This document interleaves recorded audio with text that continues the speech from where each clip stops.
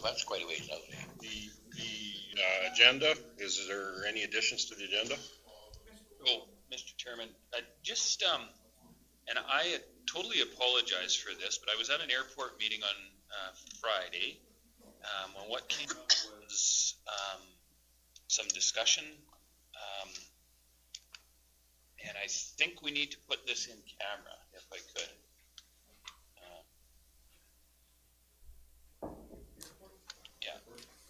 Be under, okay. And in camera would be for contractors. Yeah, the disclosure harmful to the business. harmful to the contractor. And you may already know about it. Yeah, one of mine, I want to change one on my timesheet. I put down for a full day for the Big Valley thing, which I was there over 4 hours, but I want to put back to half a day.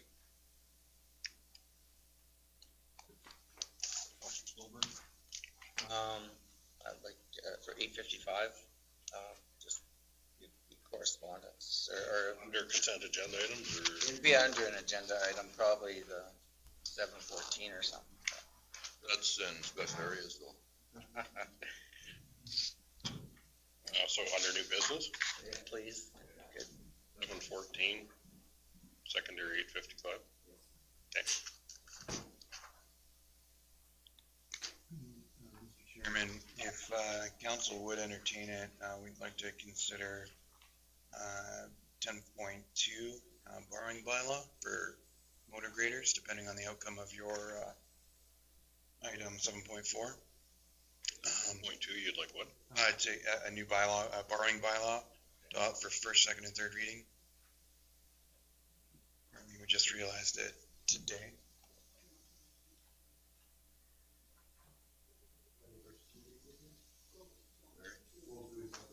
I just received an email about 20 minutes ago from the town of Stettler. The Cadets Club will be celebrating 100 years of kin on February 20th, and they're looking for us to consider a proclamation and attend a flag raising at the town. If you don't mind adding that, because it'll be... That'd be under Canet. 100 year, you said?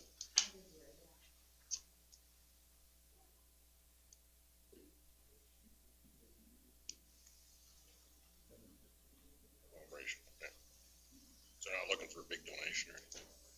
They would like you to attend the flag raising, and they're going to raise the kin flag at the town office.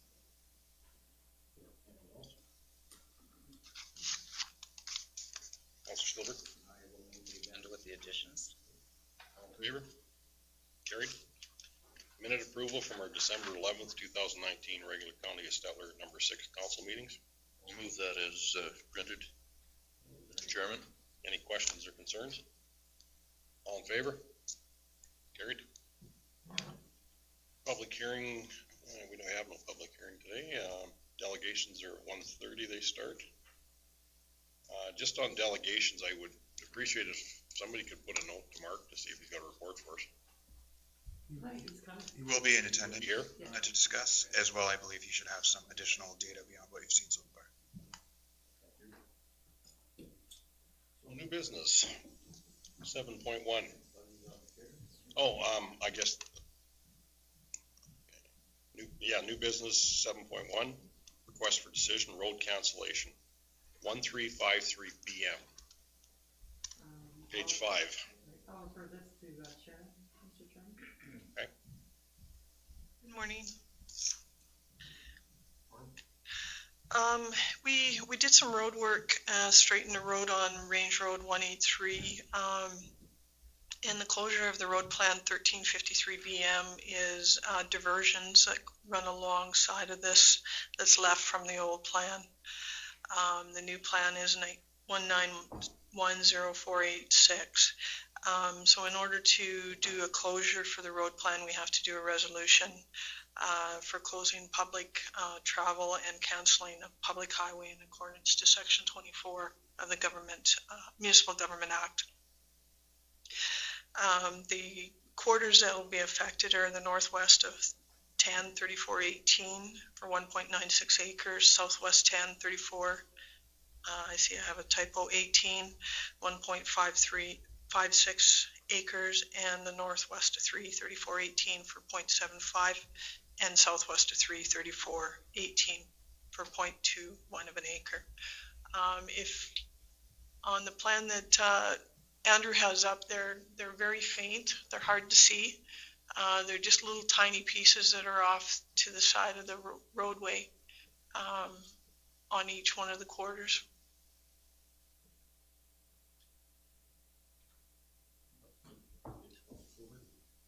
Yeah, I was gonna ask for something for clarification, but I think you just got it. I thought perhaps you were trying to put the original road allowance back to the property, but it's these little. It's a little diversions. The plan that you see there is actually the new registered plan of the road after Public Works did some adjustments to the road. Okay, I'll move that motion then forward. Any questions or concerns? Councilor Dunder? I guess when I read it and it said it had been straightened, I was kind of looking and saying, I haven't seen the buggies out for quite some time in order to build a straightened damn near 2 miles of road. So I actually went down there and drove down there and I met with Eldon Stewart and with Gordon, with Mark Jones. I said, okay, I don't know where the heck this is. But after coming back and saying, okay, Eldon had mentioned that you had sent him some forms saying, okay, you are going to be reclassifying or doing some straight. I guess what misled me was when it said straightened versus, I'll say, should have been realignment. And so like that was the part there that got me all screwed up on it. So I went down and by all means, like I look at, and Eldon was saying that some of these roads that were originally on there, he can hardly remember them. So like this, I would say is going to be great. It has to be done. It was for my own benefit that I went down and talked to these landowners to get the correspondence in here. It's very true. They did realign to me, that straightening, but I apologize. Okay. No, I have no problems with it at all. Thank you. Any other questions, concerns? It was straightened out quite a bit because the road that was built wasn't on the old right-of-ways that did a lot of this, and what was built was quite a bit more geometrically straight compared to what the actual road allowances that cut through there originally were. So it was a bit of a cost practice. Okay, all in favor? Carried. Request for decision, strategic plan, page 7. Thank you, Mr. Chairman. Nikki, I'll let Nikki speak to this. She drafted it. So I felt like council had some really great workshops planning for the strategic plan, which has resulted in a little bit of a long strategic plan, but not unobtainable.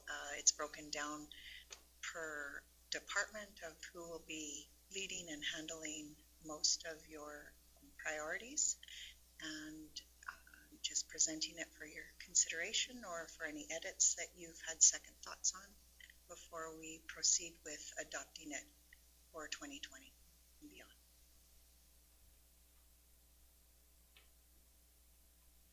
I think it looks good. My only comment is I see for the completion dates, they're all pretty much 2020 or 2022 with very little in 2021. So does that mean all the 2022 stuff is going to take 2 years, like it's going to be worked on to 2021? Because that's basically why there's very little 2021. Everything indicated for 2020 is what we consider obtainable for 2020, except for some of the legislative items that we know will clearly take longer, so they were indicated for 2022. As you know, as we go along and we update this as a living document throughout the year, and often things, for different reasons, will be delayed and they will end up getting pushed into 2021. But again, you'll have an opportunity to review that this fall and consider either moving it forward or changing direction if the circumstances have changed. Councilmember? Mr. Chairman, and just through to administration, So some of the 2019 stuff that we maybe didn't have an opportunity to get to, that doesn't reflect on here yet, correct? It has been carried forward and included on this plan. So do we know which ones are the ones that have been carried forward? Highlight them for you. Yeah, that would be, Document what's been carried forward. There's generally it'll be the last one or two items on the list because I added them at the end for a carry forward. I'm just wondering if it would be important to me anyways to know the stuff that maybe we need to either have a second look at and say, okay, no, it's time to cut bait and run, or it's time to, bear down and get it done.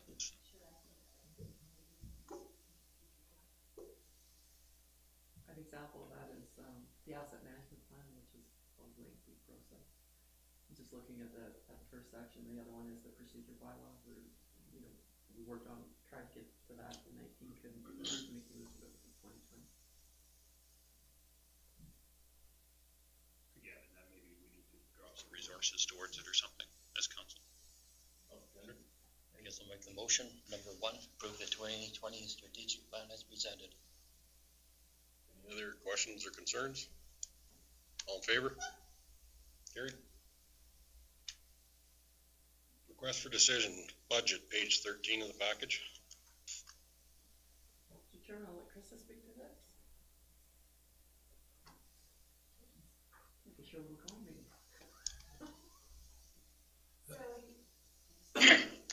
You guys have all seen the budget. We've discussed it at great lengths. It is the exact same budget that we brought to the public budget presentation. The budget we have before you, in fact, is a balanced budget for the 2020 calendar year. The requirements of the MGA, as I've stated in past meetings, is that we have to present a 3-year operational budget and a 5-year capital budget. If we open in the current year, that means we have to have 3 years also. So we have a 2020 to 2023 budget and a capital budget for 2020 to 2025. The 2021, 22, and 23 years do not need to be balanced, but they're just for planning purposes as per the MGA. So what I'm presenting to you today is the budget, and at the end of the budget, we are showing a surplus for 2020 of $1,672. Move it. Questions or concerns? I have a question too. Go ahead, Mr. Grover. The 140 that we had the extra meeting for, we put away for policing. Is it in a fund, or is it's earmarked for there? Just when we go into the next budget? Yeah, we taxed for it, and we're going to set it up in the same place we pay for the resource officer. And then Crystal will move it into a reserve at year end, so we can pay it in 2021. As long as it's earmarked, then that's where it goes. Thank you. Same question. I was gonna say the same thing. It's for our public so that they know a heads up that it's gonna be on the taxes this year because the government's gonna ask for it the first of next year. Any other questions, concerns? Seeing none, all in favor? Carried. Everyone? Okay, request for decision, re-award tender motor graders, page 37 of the package. Thank you, Mr. Chairman. I'll refer this to Rick. We've been frothing at the mouth for a week. I was just gonna say, do you need to be here? Like it's really a call meeting. Yeah, I think the request for decision is pretty self-explanatory. We did go out to tender. There are basically only 2 suppliers that offer a grader in the category that we need to maintain our roads, one of them being John Deere, the other one being Caterpillar, through Finning and or through Brandt for the John Deeres. So I've given 3 options in there. Obviously, there's a fairly large difference in price between the Caterpillars and the John Deeres, although all the information that we have and the way it was tendered tells us that warranty, replacement machines, if it's over 36 hours down, service here in Stettler, all indications are that the level of service and the product itself is satisfactory and directly comparable for all the different components that we need to worry about with the John Deeres. Had the prices been a lot tighter, I was really really hoping that we might look at something along the lines of the 2 and 2, just so we can put them head to head in the greater beats for that period of time and really get our own analysis. We have checked with other municipalities that have been buying the John Deeres, and some of them are on their second rotation, replacing them with the same machines essentially and staying with John Deeres. So I don't really see an issue anywhere with that product. It's just unfortunate with that big of a price difference that it doesn't easily make itself palatable to try and run our own head-to-head test. So for you, I mean, that's where we're at. As far as the dollars go, I've given you 3 choices, which is all 4 with the John Deeres, 2 and 2, or all 4 with the Caterpillars. And there's, I think it was about $108,000 difference between the machines. And yeah, overall, I think I still may also be able to save a little bit of money down the road once we get moving on it. I might be able to hang on to our V plows and not pay for brand new ones when that's a fairly unused component that comes with the graders. So I might tweak that a little bit later when it comes time to actually doing something, but I got to make sure everything fits first. I just had the idea on that last week, so. I was gonna make the motion that the county of Stettler purchase 4 graders from Brent Tractor at the purchase price of $495,000 plus GST per grader for a total price of $1.98 million plus GST. Questions, concerns? Councilor Gender? So like, I was requesting to like the hours on the machines that we already have, and like I'm just going back I'll go back say about 10 years worth, or even back to say like the 10 or 11 that we're operating. And I guess my major concerns is I've looked at say like all the machines of where the highest one that was putting on hours per year was about 1,850 hours per year. And the lowest was running about 1,160 hours per year. So like for myself, that is quite a concern of where. A number of years back, I had gone to a Ritchie Brothers sale, and I was watching one person bid on some of the machines from the county of Stettler. And so like after he had purchased the equipment, I'd asked him, okay, like what's really pushing him towards purchasing equipment from the county of Stettler? So like there is a program that you can plug into these machines, and you know exactly what every component is working. And in there, he said that on this one machine, there was 40% idle time.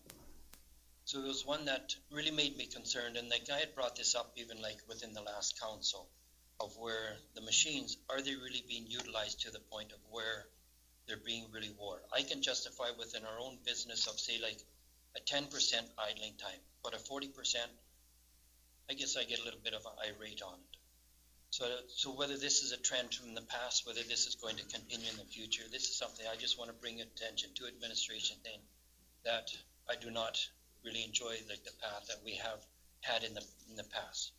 I'd like to be able to see a different future and different path in the future. So I guess those are my concerns on there, but that is from an administration side. The other part that I find is say like purchasing 4 graders out of a fleet. If we're going to have say like 12 out of a fleet, purchasing 4 this year, we are stating to the public that we are actually not in too bad a financial shape. I do not believe in going for the 4 graders. I would like to postpone, say like if you want to purchase for 3, I would be with that. Postpone it further down the road. The other part that I see is say like if we purchase 4 this year, we are going to be pushing the next council saying, okay, into having to purchase that many graders down there. And I would like to see it more equalized out.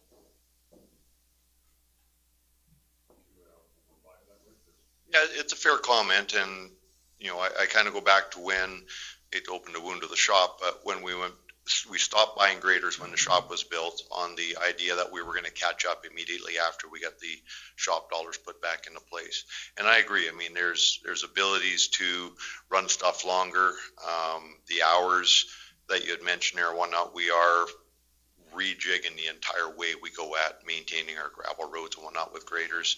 The quantity of operators dedicated to that activity, how we go about it, that's all changing. I'm also going to reduce the quantity of graders we have over time. Believe it or not, this was actually kind of a surprise when you asked for that information yesterday. I've never actually gone through the equipment list and counted up. people have always told me we have 14 graders. There's 16 graders out there, which was a surprise to me as well, because they're all scattered through the list, and I didn't bother going and counting them. But yeah, there's 16. We can reduce the quantity of graders.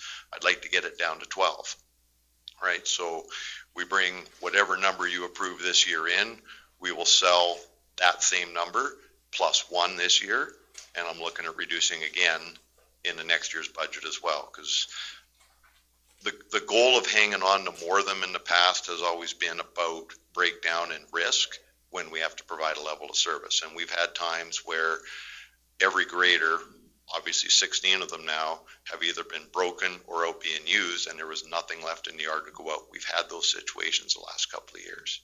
So how you place the importance on that level of service is really how you make this decision right now, and we'll work with it either way you come up with it. But just bear in mind that the whole thing is being rejigged.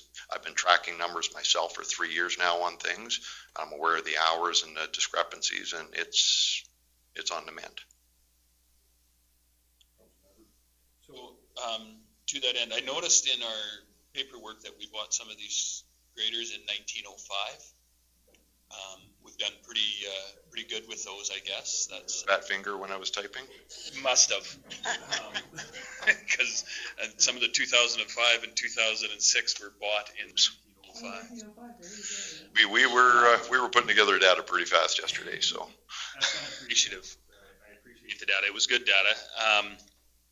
The one question I have is, when you were talking to the other municipalities, unfortunately, I agree a little bit with Mr.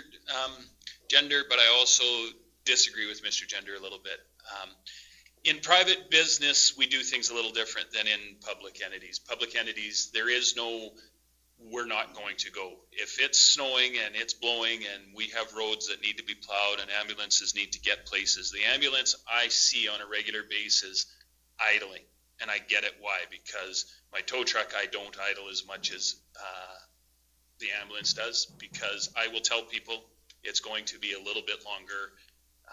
Unfortunately, that's the way that it goes. The ambulance can't say, no, I'm not going today. I'm not going to start my truck at -40. The graders can't say, no, we're not going to start our graders. So they do idle and they do those things. And I understand why some of that is happening. 40% might be excessive. My point is, I'd like to know, when you were talking to the other municipalities, what's the reliability of the new graders you've been looking at? Because unfortunately, we've put a lot of effort into the cats, and from what you're telling me is we haven't been getting as much reliability if we've got a bunch broke down. I don't want to buy another unit that's going to spend the majority of its time in the shop. And all over the map, actually, some will tell you that the cats have been down more than the John Deeres. Others will tell you the reverse, and others will tell you it's about the same. I think a lot of it's really just a matter of, operational conditions potentially, and I don't think this thing's come together in one day, but Monday versus Wednesday machines and everything else, I guess that you could attribute to that. But the reporting essentially is non-specific one way or the other, if that makes any sense. Yeah, no, and that's fair enough. I mean, we're not going to know till we have our own, I guess, working data is how our guys work with it and how our conditions are. What about hours of cost? What does it cost to run these things versus the cats versus the John Deeres? And I'm not worried about as much. The man hour in the seat is the man hour in the seat. The repairs will be the repairs. They're going to differentiate. But what about the actual cost of doing maintenance on a regular basis, cost of doing fuel? Are they going to consume? A few years back, we had bought some smaller graders hoping that they would do a better job, but ended up, when the cost analysis came back, they actually ended up costing us more money. So.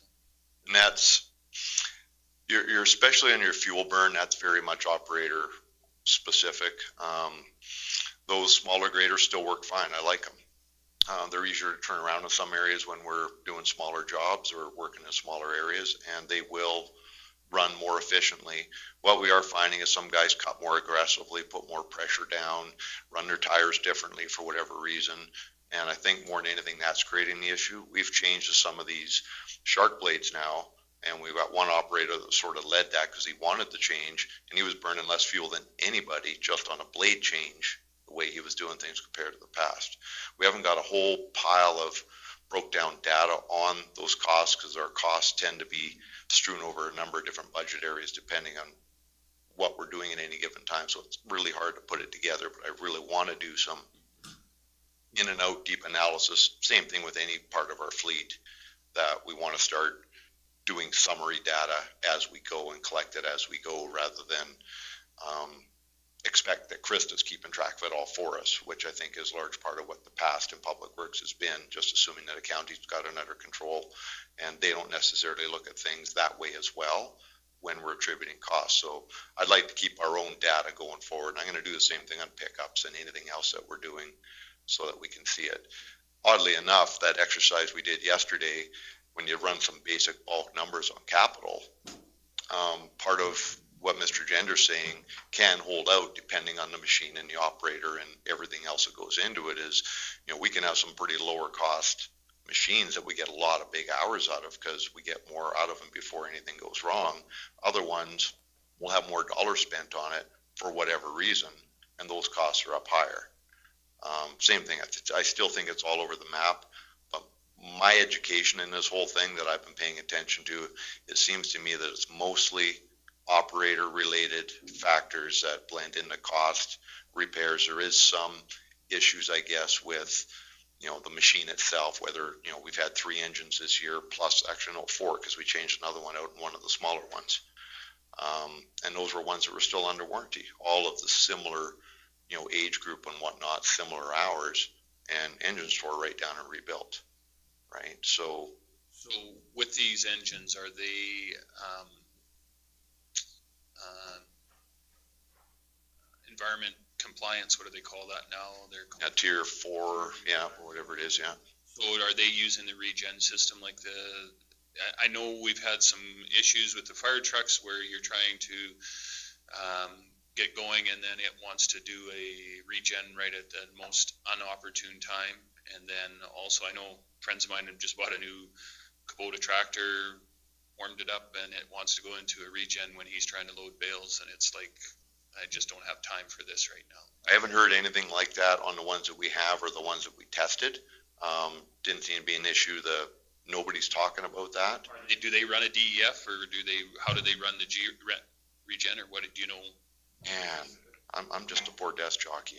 No, and I am too. I'm regurgitating information that I've heard from other people that to the graders, I haven't heard a single thing about regen, DEF type things. So these tier 4 emission things, there's a lot of complicated technology in them, and the testing we have to do related to the oil and other things that they're collecting samples on all the time is critical.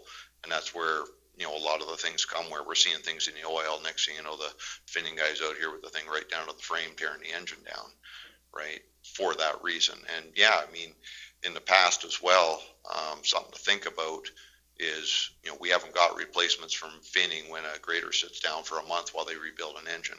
There's a 36-hour clause in the offer from John Deere. If they can't get it back on the road in 36 hours, we get a replacement.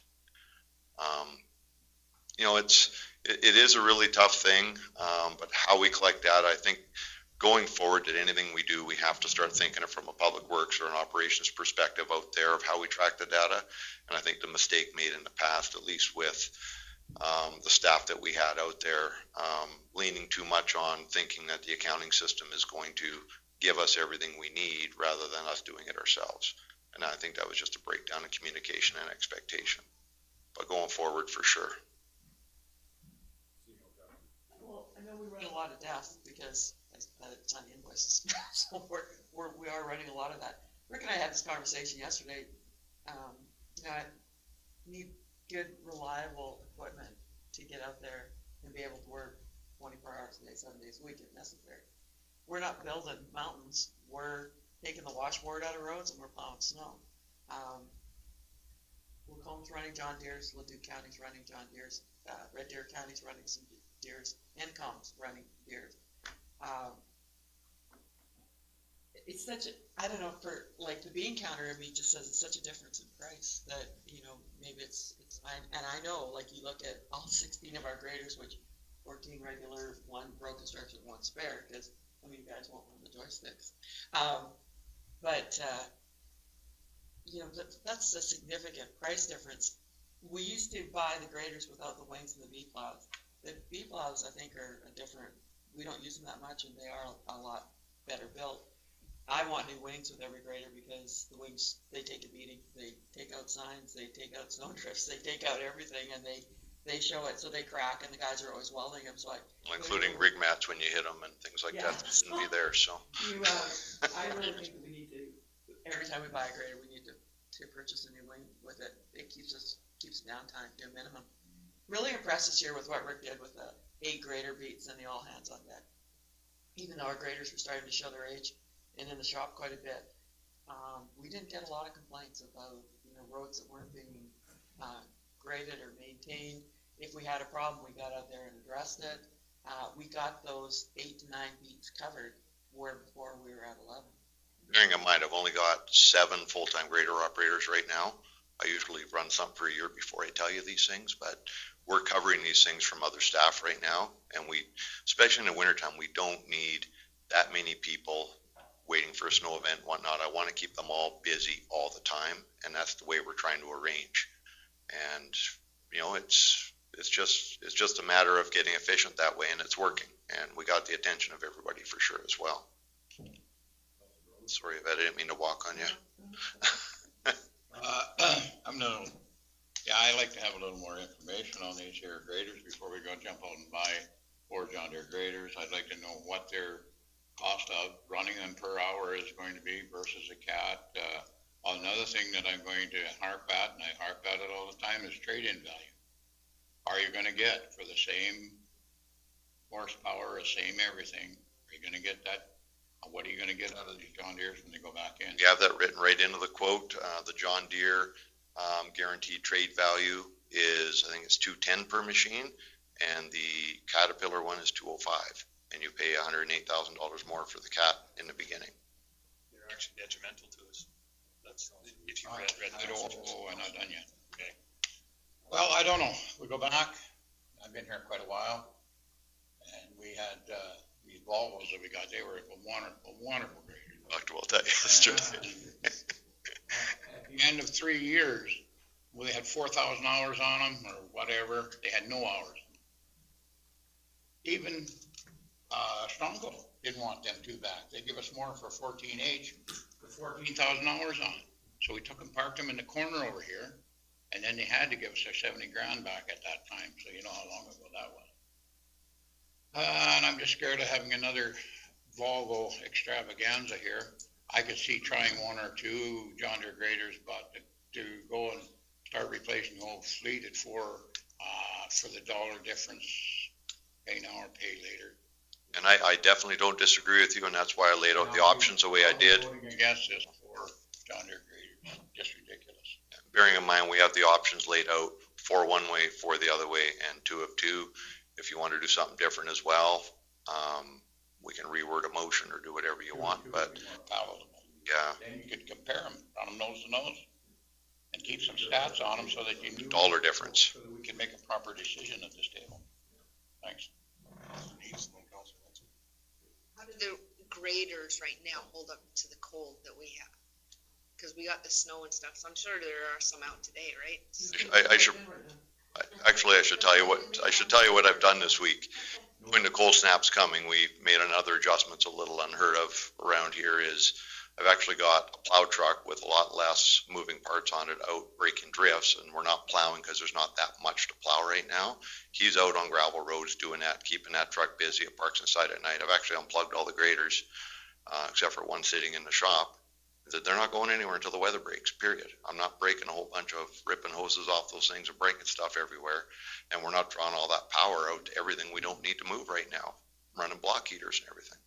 So, you know, little things like that, we make an adjustment. Sure, we have some guys unable to work, although we are doing a first aid course and other things. We got guys in right now, but I'm not willing to break a whole bunch of machines just to move a little bit of snow around when it's passable, and the plow truck will go out and break the drifts open. So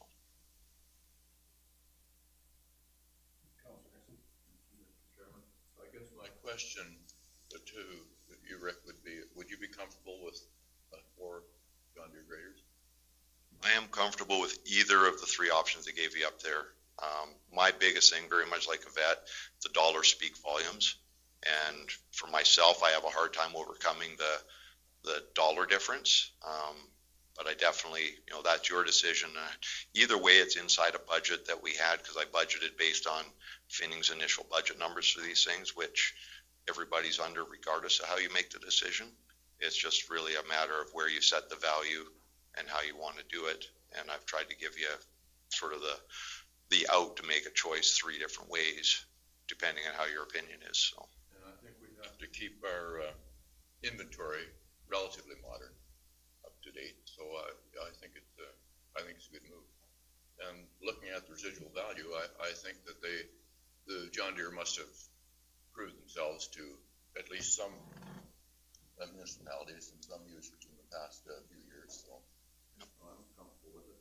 And honestly, even supporting Dave's concerns, pretty sure I put it in the request for decision. I'm having a hard time seeing right now, but the John Deere at the end of the 5 years was a guaranteed trade, where the Finning's a guaranteed buyback.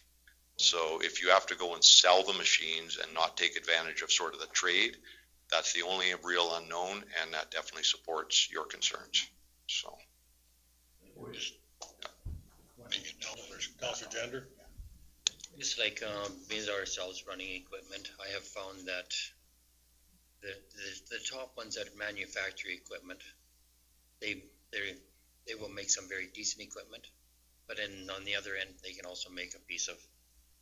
And it has been very apparent, say, like with the cats in the last ones that have been done, it's darn near in a 50% bracket of where the engine have been failing on. Prior to that, there wasn't any engine failures. So I think there's kind of a part in there that hopefully they have straightened it out and they've going to take care of these problems.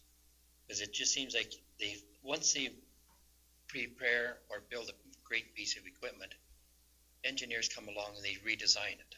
So then you've got all these bugs back into it. So like this is the part that, okay, hopefully they've taken their bugs out of it, but it's only a comment. And definitely to support that as well, something as simple as where you get the steel from, whether it's overseas China or States, there's variables just built into that they're telling me about. So yeah, definitely. And they have to work through it. But there seem to be a number of years with those M's that, specifically a 2 or 3 year span where there seems to be some problems, and, hopefully they're all getting fixed under warranty, or at least they have been. So. I was just going to say the reason why I chose number 1 was it stems back through our discussions that we're having during budget when Rick was telling us about his research that he had been doing with different graders and then financially in the residual value of 210. I thought it would be advantageous for the county to take advantage of these more John Deere's ones. So. Honestly, to muddy the water a little bit more, although I probably shouldn't, when you think about what's available out there in this rate class, not that it's any of our concern how people price their stuff, but there's always that potential that John Deere is looking for market share and they're pricing themselves that way right now in order to increase market share. We shouldn't really concern ourselves with it, but if you're looking for an explanation as to why there's such a difference, I would point in that direction myself, because it makes sense to me. When you look at the machines, I can't imagine they're getting all the components and everything that makes a grader so much cheaper. And I have a hard time believing that when Finning is aware of where all the tenders are coming, that they can run their price down to meet it if they can't make money at it either. So there could be some market things going on in there that that don't really matter to us if we get a good buy, but you might see stuff change later. I don't know, but that's the only thought I have explaining the difference, because all the stuff's very similar and it's got to cost very similar amounts. I was always understanding that John Deere was more expensive paint, but I don't know. And the farm tractors anyways. What is the total budget? What did we? We had budgeted 6.5, I think, per grader. 625, yeah. 625 per grader. So what is that total? What does that work out? 5. So I guess part of what I'm hearing and seeing here is we're getting into a little bit of micromanaging. Our idea, and as counselors, we should set the budget. It is imperative that we get a little bit of information, but if administration is happy with the John Deere, they seem they're there. If this doesn't work out, well, then we go back to administration and say, that was a bad decision. What's our next one, right? The new administration, you tell them. Yeah, absolutely. So, Conversation yesterday, Yvette? And I think that sometimes we get caught up in the quagmire of whether it's environmentally, it's got tier 5 or tier 4 if it's using DF or not, and what our idle times are. We get caught up in those things where we should make the decision to purchase the money. You guys decide what you're going to buy, and if it doesn't work, we come back and give you guys crap. Because we're going to hear about it. Well, this is a big purchase for us, right? Yeah, absolutely. That's a big saving too. See, yeah, that's what I said. Which way we go. And $1 million saving. And honestly, in my world, when I take a look at the entire fleet and how a lot of other things are aging and breaking a lot and whatnot, I look at that total.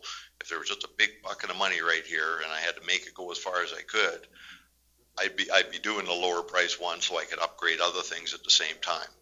$5 million. That said, I know there's a lot of loyalty and, market loyalty regarding certain brands and whatnot, and we've had success with them, and we've had other challenges with other things before, so I get it.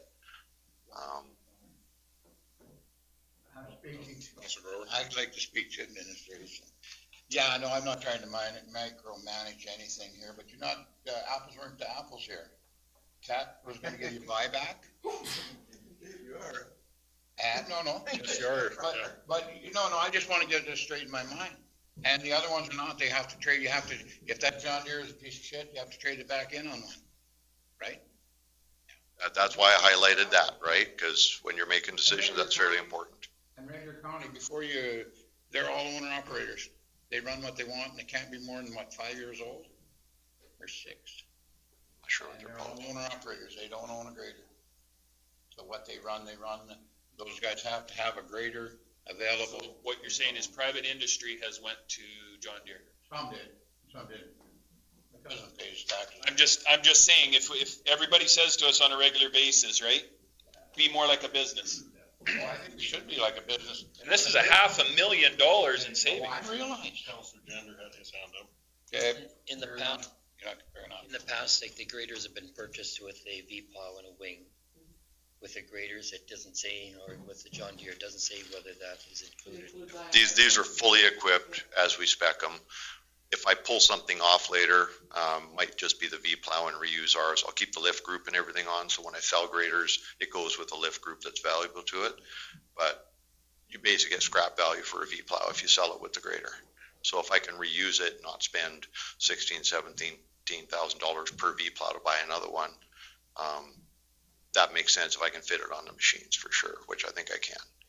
Like I was just looking at it, if we had a cat, okay, we could keep that, but it was not really definitely saying, okay, with the John Deere, because you don't have anything to put onto it, whether it was or not. But being as it is included, okay, thank you. They've moved to fairly similar attachments as far as the lift groups now.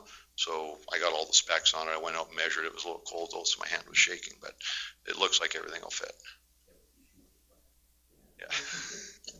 We used to take us quite a bit, like when the guys started in the fall to move everything over to the winter equipment, to mow out everything. Now they just pull up those V-plows, put a couple bolts in them on drywall. Yeah, they leave them in the yard. Essentially, there's pins, so they hook and pin. So the operator does it himself. The mechanics don't even have to mount them anymore. So. We're gonna find out. Yeah. But these are specs, including the V-plows and the ones. Just curious. Yeah. No. Subject to me confirming that one will actually hook up to the thing. I've done all the measurements. It looks like it will. Subject to everything's like, 1/8 of an inch either way kind of a thing. But on that volume of stuff, it should be fine. But they've gone to fairly standardized lift groups now. I mean, budget-wise, we can make the 2 and 2 work, or we can make the 4 work on either company. This is our frontline services. This is what we do. This is what we do well, and you guys are the ones that take the heat over how well it's done and what we're running, so it's a big decision, so that's why we laid out as many options as we could. Trying to give us the responsibility. Nice try, Ben. It's always nice to swim in the gray end of the pool, not the dark, you know. Swimming on the South Shore, yeah. Just lots of discussion on this. Ready to take it to the motion that's on the table? All in favor? Opposed? Grover and Bender opposed. What is $500,000 on our, is that 1% of our tax rate? I think close. The 0.5%, wasn't it? Yeah. Close to 1%.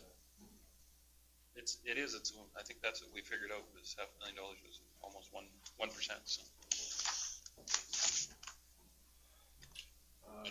Andrew, are you ready for the,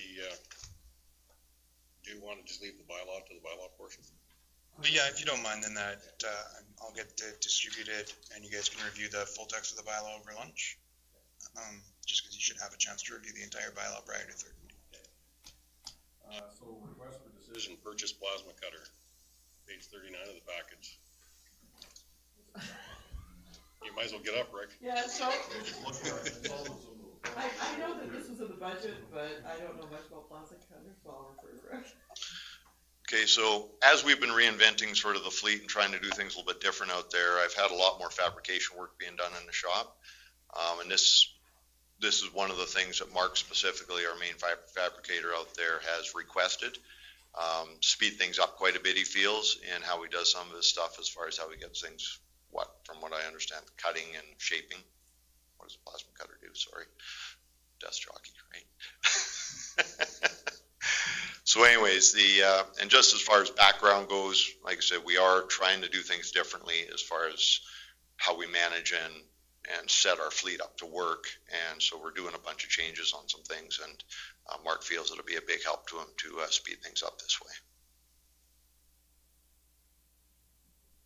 I'll make that motion, Mr. Chairman, that we purchase the Praxair plasma cutter for $5,240, $5,240. Councilor Henry?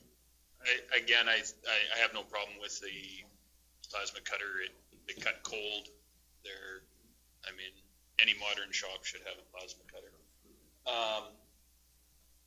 What is our policy to bring this to council? Honestly, I don't mean to belittle this point, but again, we're micromanaging here. To buy a $5,000 piece of equipment, I'm pretty sure if you think you need it on a $20 million budget, you can handle it. In the budget, absolutely. Yeah, it was in the budget, and so once the budget's approved, we can go ahead and purchase everything that you authorize for the budget, but we've always had, the trend or we've always brought the major purchases back to council, which is all the capital purchases. So we always bring them back for you. What is our financial, my question was, what becomes a capital purchase? Anything over 5,000. This is, okay. We could have split it into two, yes. My question is answered, thank you. For the people watching that are watching this on TV too, they're on the live feed. I think it's not that bad a thing, but what we do. Well, I just wanted to know the policy. If they're bringing something that was supposed to be 10,000, then I don't necessarily think we need it. But if this is the policy, that's policy. Policy, and it was, my question was it in the budget? It is. Move on. Councilor Gender? I guess we just got our first plasma cutter. I've not even set it up yet, but I've been mentioned that to put an air filter onto it. So it's another additional cost. I don't know if it was say $500, but it's been very much recommended. Separate from the ones we already have on the whole air system with the building, or? They have recommended to put it right onto the machine. Good, thank you. Any questions, concerns? All in favor? Carried. Request for decision, purchase hydraulic crane, page 40 of the package. Mr. Chairman, this was also. That was the third thing on there, yes. I'd like to defer to Rick. Okay, so once again, presented in the budget. So what we did last year is we bought a new sign truck, and part of the information that came to light after the fact, we were gonna remove all the existing sign truck paraphernalia over to the new truck. And moving the crane that's on the old sign truck turned out to be a rather expensive thing to get done. So we had talked at that time with you folks as well about deferring any of that move and then putting a new crane on the new truck instead of spending close to $10,000 getting things moved around. And then also having that backup of the old truck, which we are now going to redistribute that truck and remake it into a welding service truck as well for moving grader tires and stuff with the old knuckle boom, and then sell the old welding truck and the old welder in the sale we're going to have this year. So we're once again trying to shift some of the fleet around. So this will outfit the brand new sign truck with its own brand new boom, and then we'll get it outfitted through the fab shop there to get things set up for the signs. So that's sort of the long and short history on why we are where we are right now. The old one wouldn't work on the new truck without a whole bunch of different things, so. I will move that the County of Stettler purchase the crane from Strongco for $35,988. I think we should buy the second one so we can tell everybody that we bought a Ferrari for the county. Any other pertinent questions or concerns? I'd like to see Nikki take that one. Mr. Gender? I guess like warranty wise on the crane. I asked Carrie the exact same question, seeing the price differences and whatnot, and our existing one is basically the same one as that. This is an in-stock one, and it had a slightly different extension or something on it, which is valuable to us. Otherwise, if we ordered it directly and wait like 6 months or whatever, it'd be like a couple of thousand less. That said, he's very comfortable with the service he's been getting and the way the other one's been performing. It's on its second truck actually, from what he told me right now. So it's been doing the job for a long time. So is there a certain period of warranty on them? I didn't look into the actual period, but yeah, I'm sure there's a standard, probably at least 1 year, I would think. You would think. I don't know nothing. Honestly, wasn't a question I expected on warranty on that item, so I didn't look into it. We have had these same ones in the past then. We've spec'd out the same crane that's on the existing sign truck that's already on its second truck. It's been on 2 different sign trucks already, and it's doing well. Any other questions or concerns?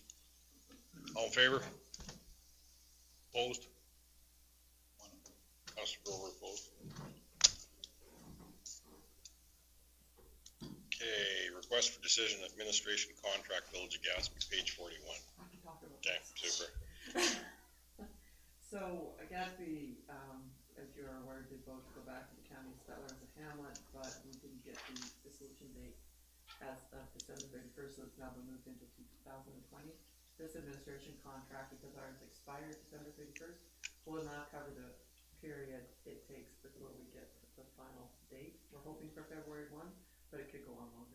And the Village of Gatsby has already approved this contract going forward.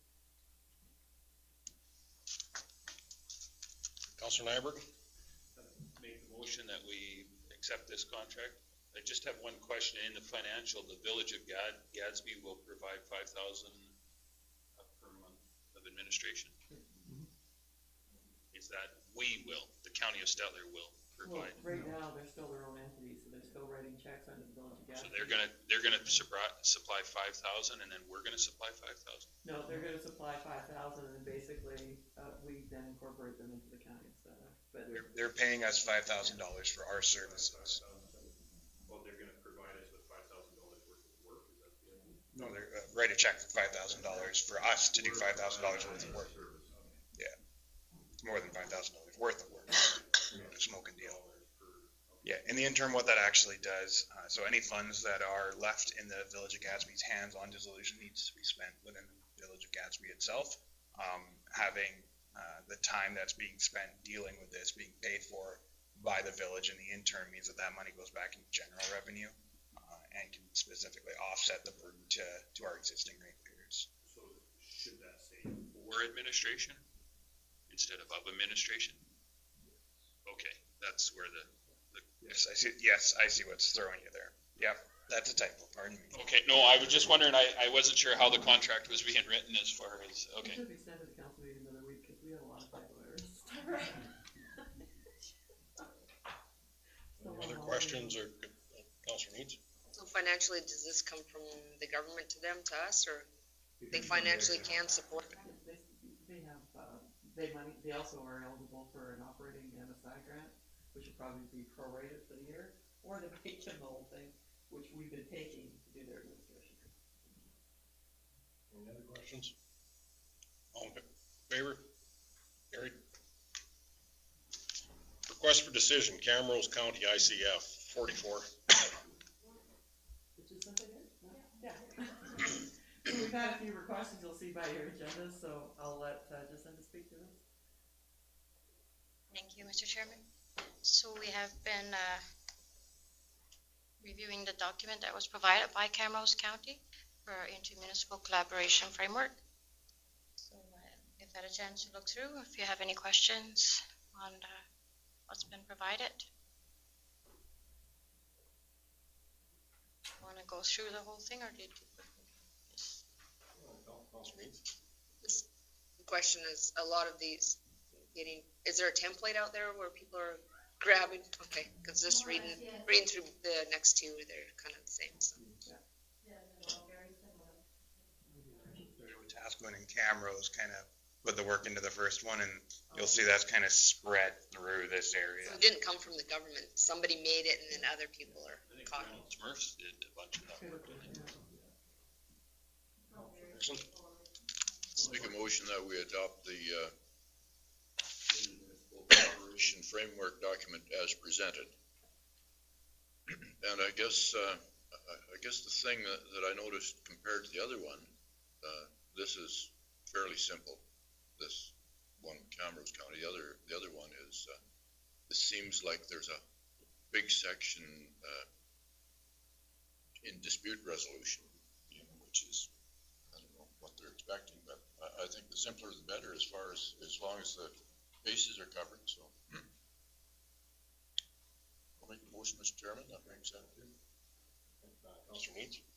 Our planning department found that these were suitable. And they went over them. A lot of them are already in place, so this just brings everything together in a sense that, so nothing really changing in the grand scope of things, but it does give us that document where we can refer to and have all our documents under that one. Adopted by municipalities. That's the intent of the government initiating those collaboration framework agreements, so. Okay. The one that I think is maybe imperative, I don't know. We talk about emergency services, but what about garbage and recycling? There is a number of people that, it does go both ways, and I'm not saying that and I don't want to derail anything here, but I think garbage and recycling are going to be a very big item going forward. We're going to see that it's going to be costly. And I know in our south border, we're going to have some concerns or issues about it. And I'm just wondering on our north border, I know there is people that go both ways, and maybe it just washes out what comes in and what goes out are two different. What is the closest facility, Mr. Nixon, to recycle? I guess there is one in Bashaw now, the plastic recycling. That's, I don't know whether it started up yet or not, but they're. Household recycling. Where would you, if you were in the north side of the Downville, where would you go to, somewhere in Camrose, or on the south side of Camrose? Is there somewhere? I have no idea. There's the landfill over there, west of Edinburgh, so. Does Meeting Creek have a recycling? I'm just wondering if, it's not unusual. When we first started our recycling, people from the lake were driving all the way to Stettler to recycle, so it wouldn't be a strong stretch to say somebody from Meeting Creek to go to Denell to bring recycling. Excuse me. And I'm just saying that it's nothing to derail this, it's just something in future ICF reviews, we need to make sure that it's going to be a dollar that's going to affect us, or them, either or. We just proactively have something in place. To speak to that, that's one of the really great advantages of the ICS in general, is that they establish the framework for which you will address the new things, the emerging things. You can see Section E is really dedicated to that in this agreement. So yeah, this, forms a committee, and so now that means you've got a forum to make these at that more granular level, decide how you're going to approach it, and come up with a way to fairly address both counties and their residents. Actually, Mr. Chairman, that is covered in their future projects and agreements. It sort of covers just what Andrew was talking about. If something comes up, and then it has to be approached by both municipalities. How long does this run for? Forever.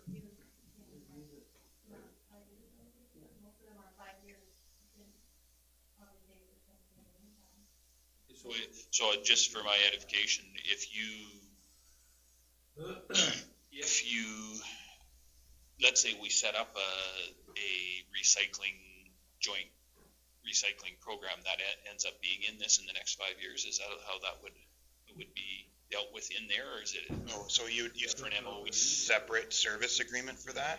It would just be led by this framework. Okay. The development of that would be handled by the ICF committee, but it would be developed as a standalone, because every service, mutual aid's very different than, recycling, and it's going to be very different than recreation. So each of those need their own consideration. Fair enough. Mr. Chairman, we also looked at Camrose through Mr. Pearson, always brought the Camrose landfill to our attention, where they had a card and they paid a tipping fee. So we always looked at Camrose's model as opposed to Stettler Waste.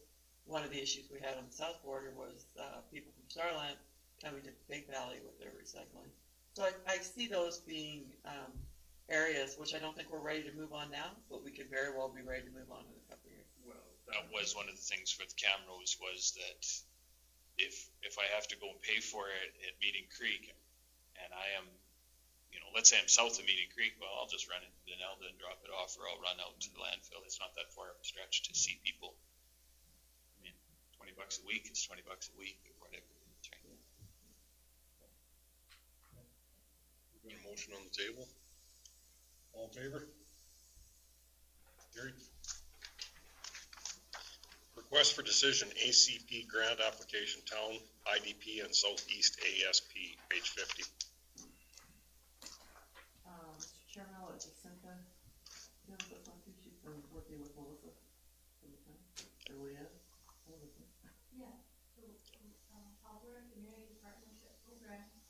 Currently accepting applications for grant funding for intermunicipal collaboration documents.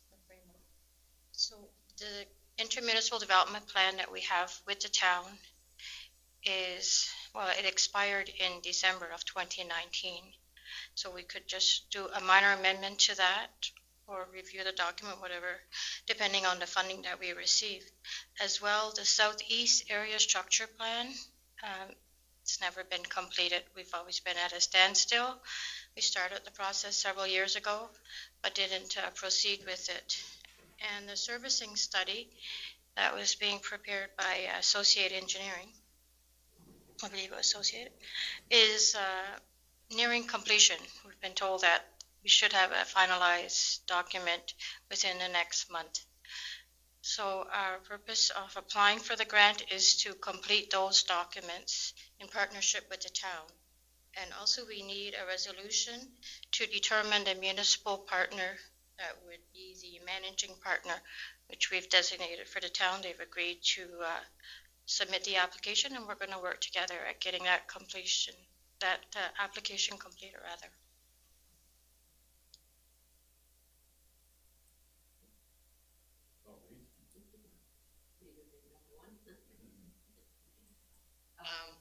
I'll the recommendation that the County of Stettler request funding through Alberta Community Partnership Program to provide for updating the town of Stettler and County of Stettler's intermunicipal development plan. Completion of the Southeast Area Structure Plan. This could be a two-part motion to encompass both 1 and 2, if you wanted to make that part of your. Make the managing partner. Town, if that's, Okay, so I'll make that motion. And in between those two options, and Oh, okay. call your motion if that works. Okay, you can put both. you need a resolution for both. Stettler, the managing partner. Is there questions, concerns? All in favor? Carried. Did you have a question, Aaron? One, okay, has the town been approached with this, or are we just dropping? No, they were the lead on it all the time. I don't know if you remember that, Ernie, but you and I were on that committee for a while, the committee that really never met. I think it happened about the first meeting. And then we met twice, and I think that was the end of it. It just stalled. Sorry, I missed your question here, so. That's okay. Still in favor of the motion. Nothing's really changed other than we're just trying to kickstart it. 710, request for decision, special areas IDP exemption, page 52. Thank you, Mr. Chairman. I'll let Jacinta speak to this one, please. So we have, with the new, bill that was set, bill 25. The red tape reduction program, we do have the provision to apply for or agree with another municipality and a neighboring municipality to not complete intermunicipal development plan. So this is a special areas. What we're proposing is not to enter into an intermunicipal development plan with special areas. We still need to complete the intermunicipal collaboration framework, but not the IDP. I'll move that we go with option 1, not to pursue an IDP with special areas. Because there isn't that much development at Scapa. And then, But there could be. yeah. The water there. Questions or concerns? All in favor? Carried. 711, request for decision, Ehill County ICF, page 54 of the package. Thank you, Mr. Chairman. I'll let Jacinta speak to this one. This is another intermunicipal collaboration framework. It was presented to us from Nehill County. We've been working with them to complete this document. It's similar to the agreement we have with Camrose, but there are a few amendments, like Mr. Nixon pointed out. The dispute resolution is much longer in this one as well. Councilor Nixon? What did you make of that, Jacinta, all the extra, like the 25 points under dispute resolution? So, Just in case you have trouble.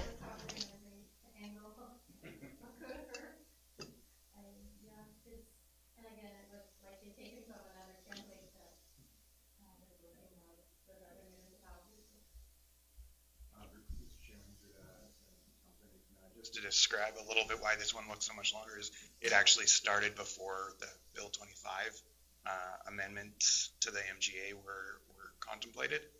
Therefore, this looks like an ICF that would have met the old requirements. It still meets the new requirements as well. Dispute resolution's a lot easier under the new Bill 25. So that you'll see that also lists why, for example, under municipal services, it lists everything that we do. That was a requirement before the current provincial government amended the requirements. I'm just wondering, would it be possible to suggest that they change that, or does it make any difference? I guess that would be.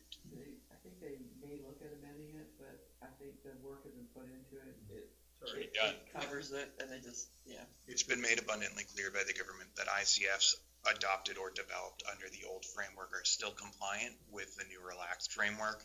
So yeah, it's probably not worth adding more work to take away some of the work we did before. I'll make that motion, Mr. Chairman, that we adopt the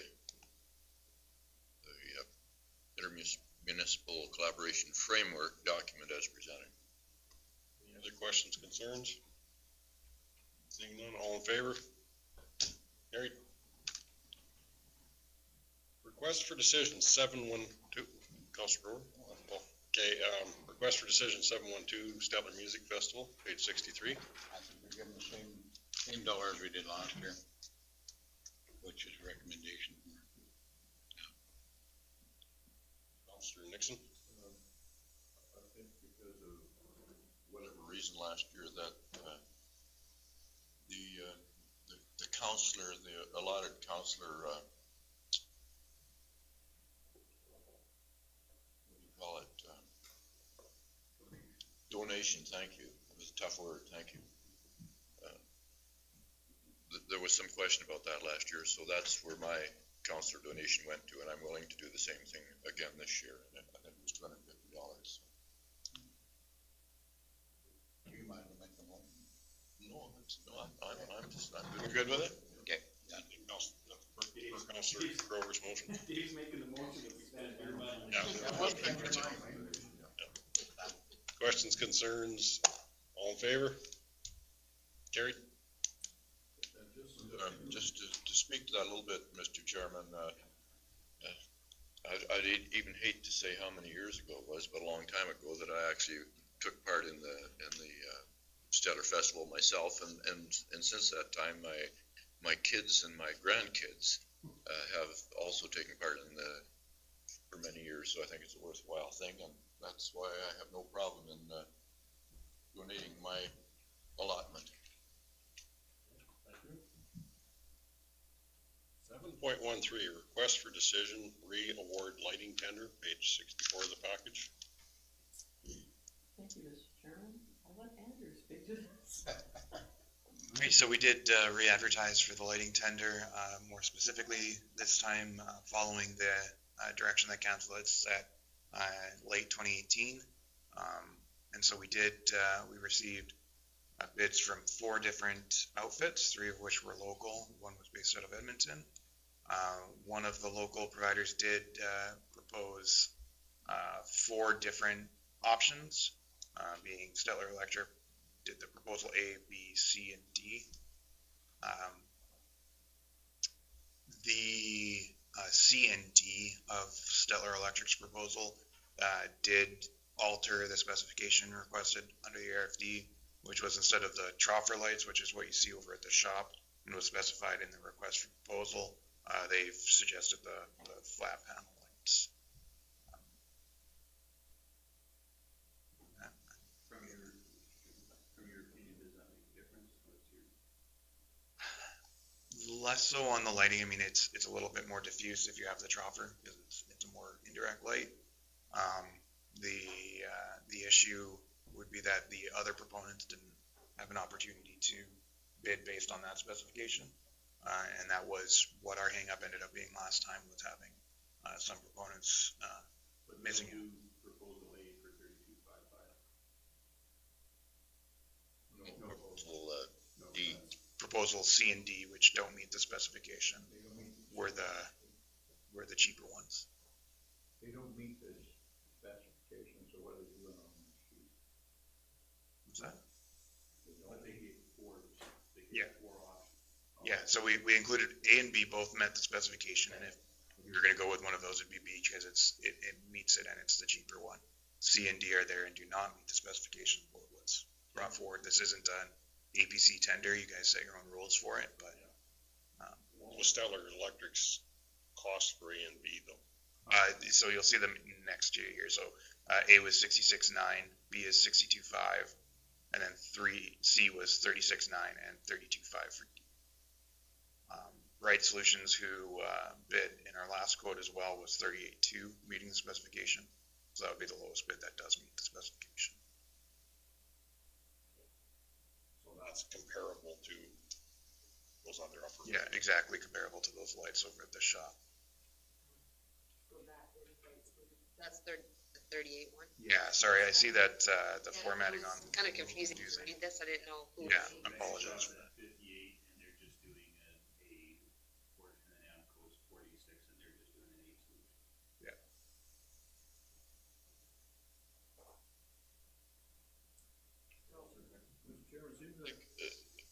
I recall that when we discussed this last time, that we were going to,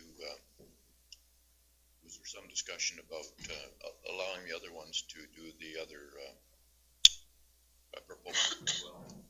So when we brought this forward in 2018, we had just sought a general request for quotes with basically a design bill. We didn't outline very strict specifications, so we brought that back to council, and it was a real apples to oranges kind of comparison.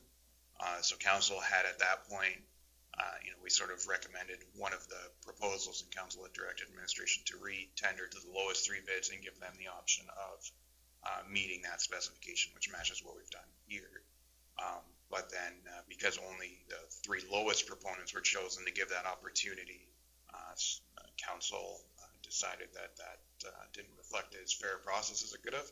And so that's why we delayed the award and have brought it back this time with a set specification.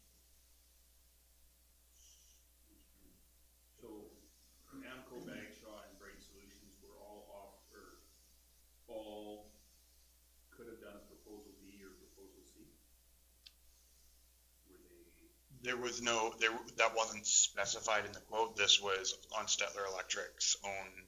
So they've given us, basically they've given another option to look at. Beyond what was specified. Right, nobody has had that opportunity. Boy, who would have known Doing lighting was such a confusing system. Well, I was just gonna ask for clarification, maybe you have clarification. Going through that whole process, as Andrew alluded to last time, is the original process allowed for more proposal-based things, right? This particular one, we all got together and actually took the design part out of the whole thing and actually specified exactly what it was supposed to be, which is essentially what caused grief last time, and that's what we asked people to bid on specifically. In my experience with the additional things, those are good for information, but they're non-compliant, kind of like what you said. Your choice really is between the ones that bid specifically what we want. The C and D proposals are kind of erroneous and, really don't form part of what the question was, because we've gone to the effort of specifying and designing exactly what's required at this time, rather than giving opinion.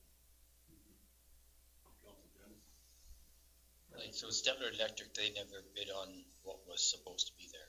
Yeah, they did. A and B. Two of them in 66.9 and 62.5. Yeah, and I should clarify too, just for your information, the reason they had four proposals, they had the B and D, the two lower were sort of the last minute.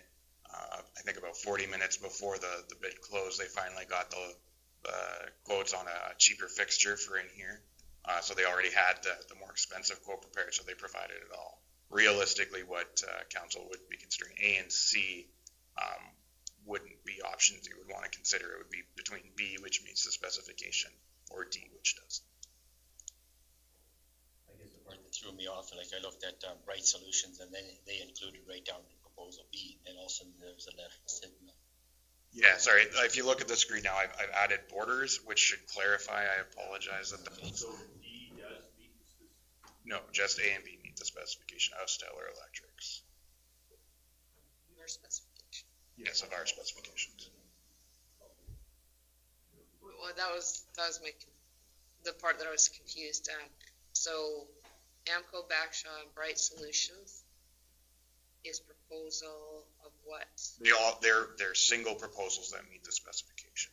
But when you compare it to Stettler Electric, that's proposal A. A or B. They're both equivalents. They're just, yeah. That's where I was confused. Is it this light? No, actually, no. That wasn't the big difference. The troffers is throughout. That's the style. It's the cheaper style is what made the significant difference in Stettler Electric's quote, though the other three did make proposals based on the specification.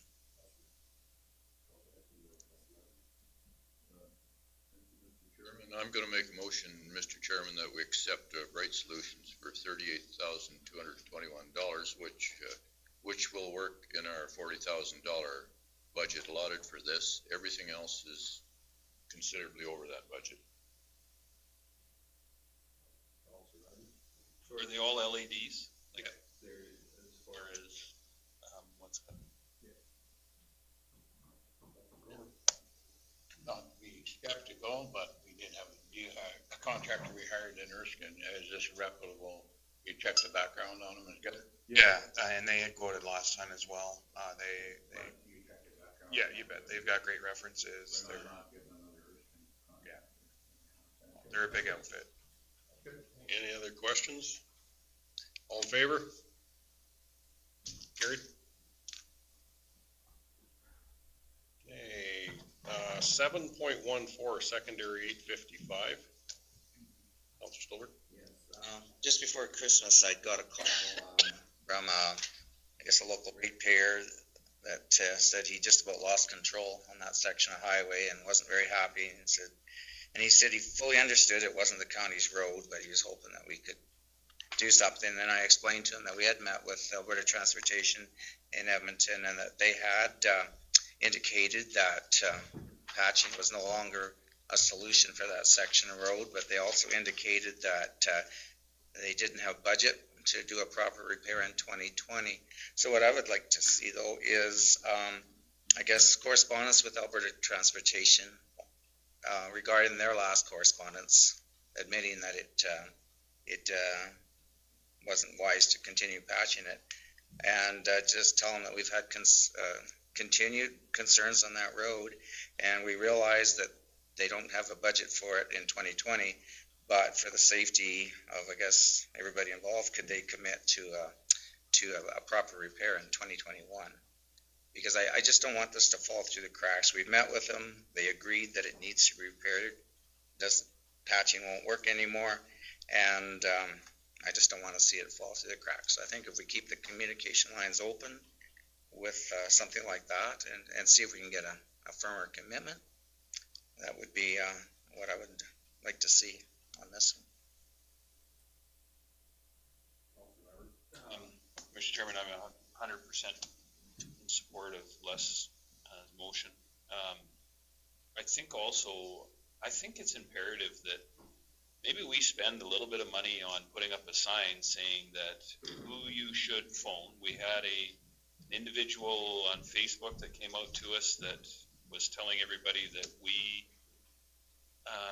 have ownership of these roads. I think that's something that needs to be corrected. And whatever that sign, I was just recently driving on a road up by Edmonton, a 3-digit highway that said that this road is maintained and dealt by MCON. If you have problems, phone this 100 number. And it was an MCON number to phone. So I think on either side of that particular patch of road, we need to put a sign saying that this is maintained and operated by the province of Alberta, and that the number to MCON to phone or transportation to clear up some of the issues, even if it costs us $1,000. I'm very much in support of that.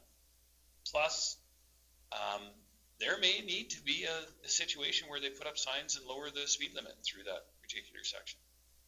This has now become a safety concern, and I think for our liability, people still think it's us, that it's our fault, but it's not.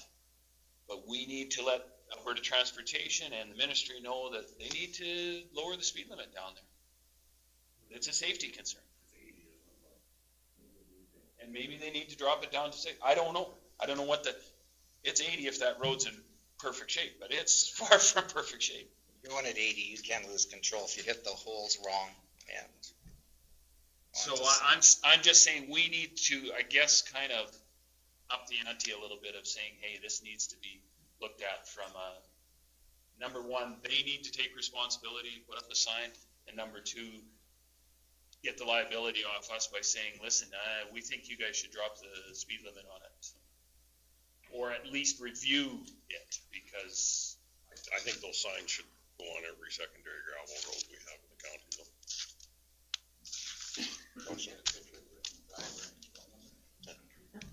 Those are all good points, but I think we got about 2 or 3 motions here. Yeah, no, and I don't want to throw that Get out. too complicated, but Your motion is the letter back. the letter back requesting a commitment for 2021 in the light of that we're getting continued concerns of safety on that road.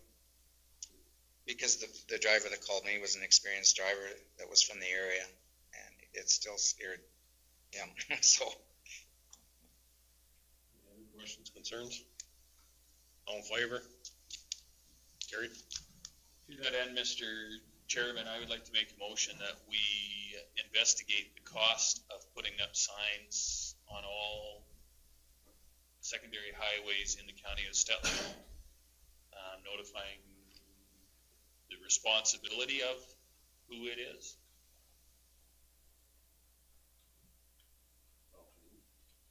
I think we also want to know less of a letter, and we could ask the government to put up the signs, their road. Well, that's one of the things is if we do the investigation and see the cost, we can send them the bill. Right now, all we would say, we think it should be done, and they'll say, well, how much is it going to be? If we did the investigation of what the cost would be, then we could go with an actual amount. That's where I'm coming from. Do we not have to ask their permission to set up signs? So they've got the power and. I agree with you, gentlemen and ladies, but here's what we need to do. To do the first step, we can either navel gaze forever and just continue to talk about it, or we can do the first step of looking into what the cost is going to be, i.e. then make that next step of, once we have the cost, we can go to Edmonton and say, here's what it's gonna cost, either you do it or we'll do it, and then if you don't wanna do it, we'll make permit applications to put up signs. We have the ability. Just like everybody else, we have the ability. Any other questions? Do you have that motion, Marlene? Okay. All in favor? Carried. I don't think Dave would be in favor of that. 715 Canap 100-year celebration. You can talk on that one, Nikki? Yes, this one just came in this morning from the town of Stettler. They have received a request from Kin Canada to acknowledge the celebration of 100 years. And they are requesting, and I guess this is Kin Canada is requesting, we proclaim February 16th to 22nd Kin Week, and that Reeve Clark attend flag raising of the Kin flag at the town of Stettler on February 20th at 9 a.m. Councilor Mr. Chairman, I'd definitely make that motion that we go ahead. The Kinsmen have done great work in our community and continue to do great work. All in favor? Carried. We have got 10 minutes. Chairman, I would. Camera piece gonna. In camera would be very quick and informative, and we'd be able to do it just before lunch if you're okay with that. Anybody can stay for it, so it's fine. I'll take us into camera.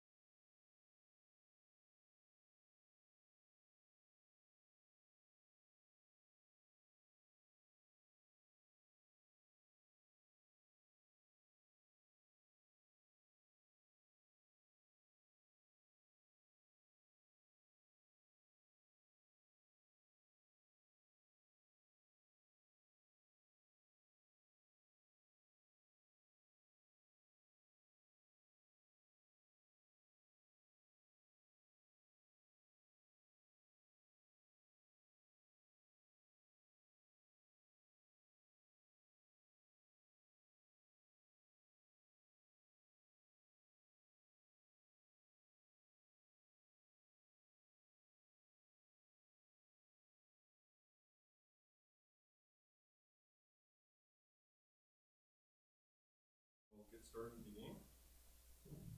Under bylaws, 10.1, general traffic bylaw for first, second, and third reading. Page 66. Introduce this one briefly. It's a general traffic bylaw. This amendment was requested by the fire department. This authorizes green lights in volunteer vehicles as they're responding to the fire hall. If you have questions specifically for the fire department, they will be here later this afternoon. But Etienne has provided quite a thorough background report that forms this bylaw. I was just gonna say, this came forward from our last fire meeting that we had, and saying that the province and the federal government have already approved 4 municipalities to approve these bylaws if they so choose, so we brought these forward. I'll make the motion. Yeah. Well, do I make number 1 and then we go to first reading? No, the recommendation isn't the exact motion. It's just. Okay. First reading? Is that something that, have we talked to the Village of Big Valley to do the same thing? The villages were both asked, or all of the municipalities were asked at the last fire commission meeting. I believe you could probably speak more to what their response was. They were gonna take it back to their villages too. Okay, yeah, no, because I mean, I don't know if we have a whole lot that are in the actual county of Stettler that are using this, but I mean, I have no problem with it. I'm just saying that there's not a lot of people running around with, coming in out of, what is the rules for you guys to be? They've gotten laxer over the years. It's a 7-minute shoot time is generally what we try and aim for, which is, respond to the hall and get in your gear in 7 minutes, 7 to 8 minutes basically. So. You have to be within 5 minutes of the. That was the old, well-established rule. Now it's, there's second trucks that go out, and we need some guys to get out right away, and others not to. So there could be some on the outskirts, like Carlisle Estates. Nobody would be denied there. No, she just didn't look for first reading, so we got one for voting. We haven't done first reading yet. First reading on the 10th. You got a question? All in favor? Carried. Now on to the second reading. Okay. Questions or comments? All in favor? Carried. Move we proceed to third reading. All in favor? Carried. Councilor Grover? Third reading. Yeah. All in favor? Carried. Okay, so bylaw 10.2, boring bylaw, first, second, and third readings, and Andrew's had given us a copy of that prior to lunch. So you'll see that's the handout in front of you for bylaw 1629-20. This reflects the authorization and direction we just received this morning on the motor grader purchase. It did come through budget with the intent that this would be financed over a short period. We're proposing 3 years because that's the most aggressive interest rate. The current interest rate is 2.058%. So the bylaw has in its text to authorize up to $2.5 million, as that was the budget that we had outlaid for the graders in the 2020 budget. Obviously that will be well under that. With the motion that was made today, it will be closer to a $2 million borrowing. And we're asking for 3 years at whatever the best rate is from ACFA, Royal Bank, or any other financial institution at the time that we actually debenture it, which we're expecting to be in the low 2%. And it will not move forward as if it's greater than 4%, it wouldn't move forward. We would have to bring back the bylaw, but we expect it to be in that 2 to 2.1 area by the time we debenture, which is a phenomenal rate.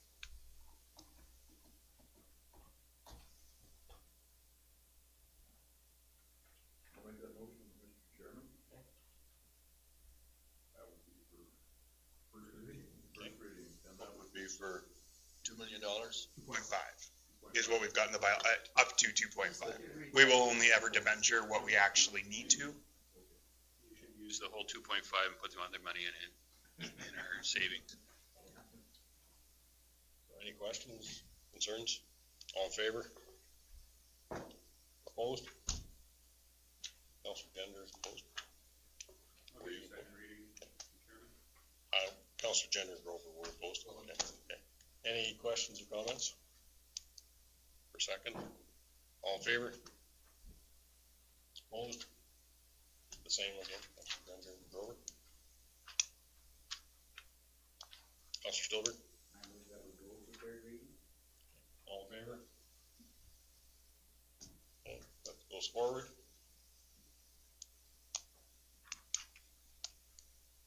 Councilor Needs? Take us to third. Council Needs will take us to third.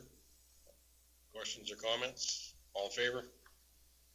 Carried, opposed? Grover and Gender. Okay, reports. Everybody's had their chance to look at the reports. 11.1, Chief Administrative Officer's Report. Page 85 of the package.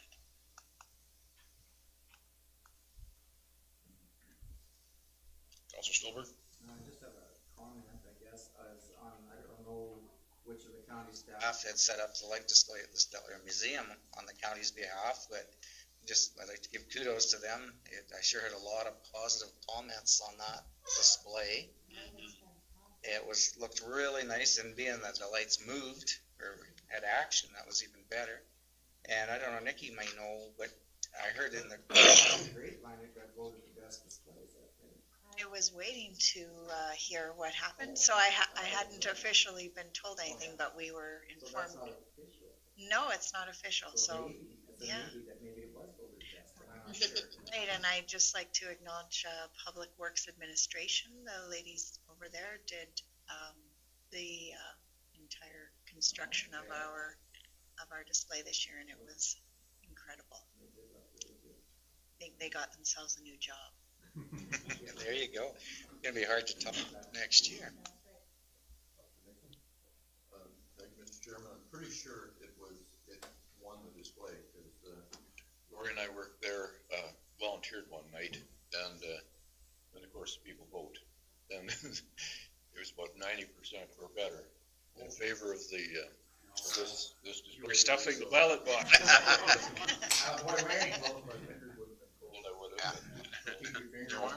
Everybody, that was the choice of almost everyone. The night we went through, I was told I couldn't vote for the county. Oh. We didn't, but I wanted to.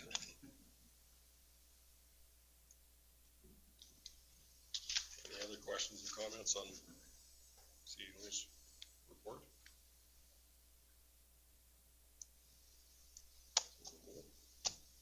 Councilor Needs to move the report.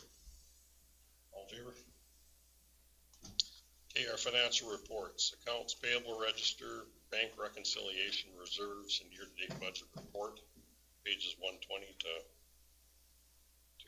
141. Any questions? Councilor Nyberg? I'll move those reports. I think we're still solvent. I check every one. Councilor Gender? Just on page 139, 22520, building repairs for the ag services. What page is that on? On 139, 331%.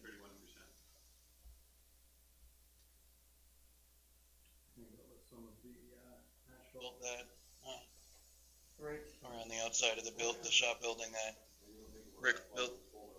Yeah, Rick built that against it. And we have money in reserves to cover that up. Yeah. When did our plan on that? Yeah. Work out? I couldn't remember, but yeah, we had that covered off, or I wouldn't allow them to do it. That was for the portion of the apron in front of the ag bay. Very Of the building, so. They took Otherwise, it. we'd have to pull, come up with the money or getting gravel just in front of the bay. So he's taking the money up somewhere else. Yeah.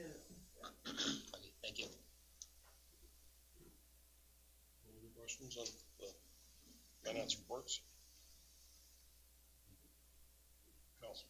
approve it, all in favor? Carried. What's that? Just recording?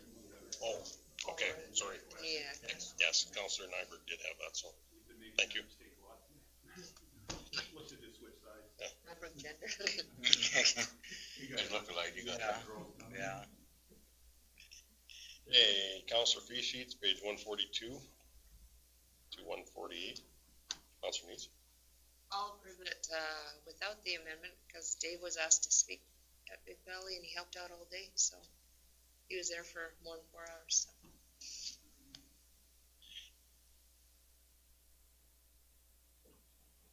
Questions or comments? All in favor? Carried. Counselor committee reports. Is there any questions on any of them from 149 to 155? Counselor Nyberg? I was just going to, sure, thank you. I was just going to comment on the FCSS report that Councillor Nyberg did. I thought it was a really good report, and I don't know how many caught the details at the end, but like the drug, I guess, use and abuse, so many people pretty much assume that it's young people that have issues with drug problems and things, but in these stats, for, I guess, in the age range, like the 18 to 24 was 72, the 25 to 35 was 69, the age 36 to 45 was 218, the age 46 to 55 was 99, and the age of over 55 was 29. So it maybe a little misconception there that it's just the young people that have problems with drugs. So that was a great report. Did you? And just through to Mr. Chairman, I noticed you'd met with economic development, and there was no report. I don't know, maybe there's still one coming. Just interested in that. That's all that I am. Okay, no, fair enough. Yeah, no, and I noticed it's at the end of the month. I just didn't want it to be missed if there was something that was non-reportable. That's fine, but like I said, I'm interested in it. I was just gonna ask, James, unless, you have 3 for minor, are you allowed to give out needles to minors? When I was reading that, I was like, wow. Anybody under 18 is considered a minor. Yeah, but, illegal drugs. It's just the needles we're giving out, we don't actually give out drugs, so, yeah, no, There's lots, unfortunately, there are a lot of individuals that are minors that are not living at home and could be considered homeless, but are of that other, they're couch surfing or whatever, and they are, unfortunately, have addictions, just like somebody that is of the age of 50. Counselor Grover, you had your hand up? No. Okay. Counselor Jenner? I'm just kind of wondering on that, means that they're 36 to 45, James, have they followed that back, say, 10 years? So is this going to be a group of individuals that are going to work its way through? So, unfortunately, the opioid crisis hasn't been, fortunately or unfortunately, I guess, but it hasn't been front and center for that long. It's really only been 3 years since we've been doing this program, I guess. So we've only handed out needles for about 3 years out of our particular office. So no, we don't have those stats, but that's the plan, is to follow those along. We've typically always just got the whole, how many needles we've given out, how many pipes we've given out, how many clients we've served, and how many naloxone kits. But I asked them to break it down because I wanted to see what age group, what clientele we are actually serving. Blew me away that the 55 plus was 29 individuals. I was like, wow, that really did quite give me a. You just don't typically. You think it's that 20-something male that's I guess the persona that we see as the drug user. But as you can see from these stats, there's a lot of different people in our community that's unfortunately addicted to some sort of narcotics. interesting to see whether this is going to carry through and whether it's going to gradually deplete it or lessen it. Thank you. Yeah, when do they get the addiction? Right, is the addiction at the ages of 25 to 35, or does the addiction come on at 36 to 45, right? You're absolutely, that's an interesting study to do to see where does the addiction happen at.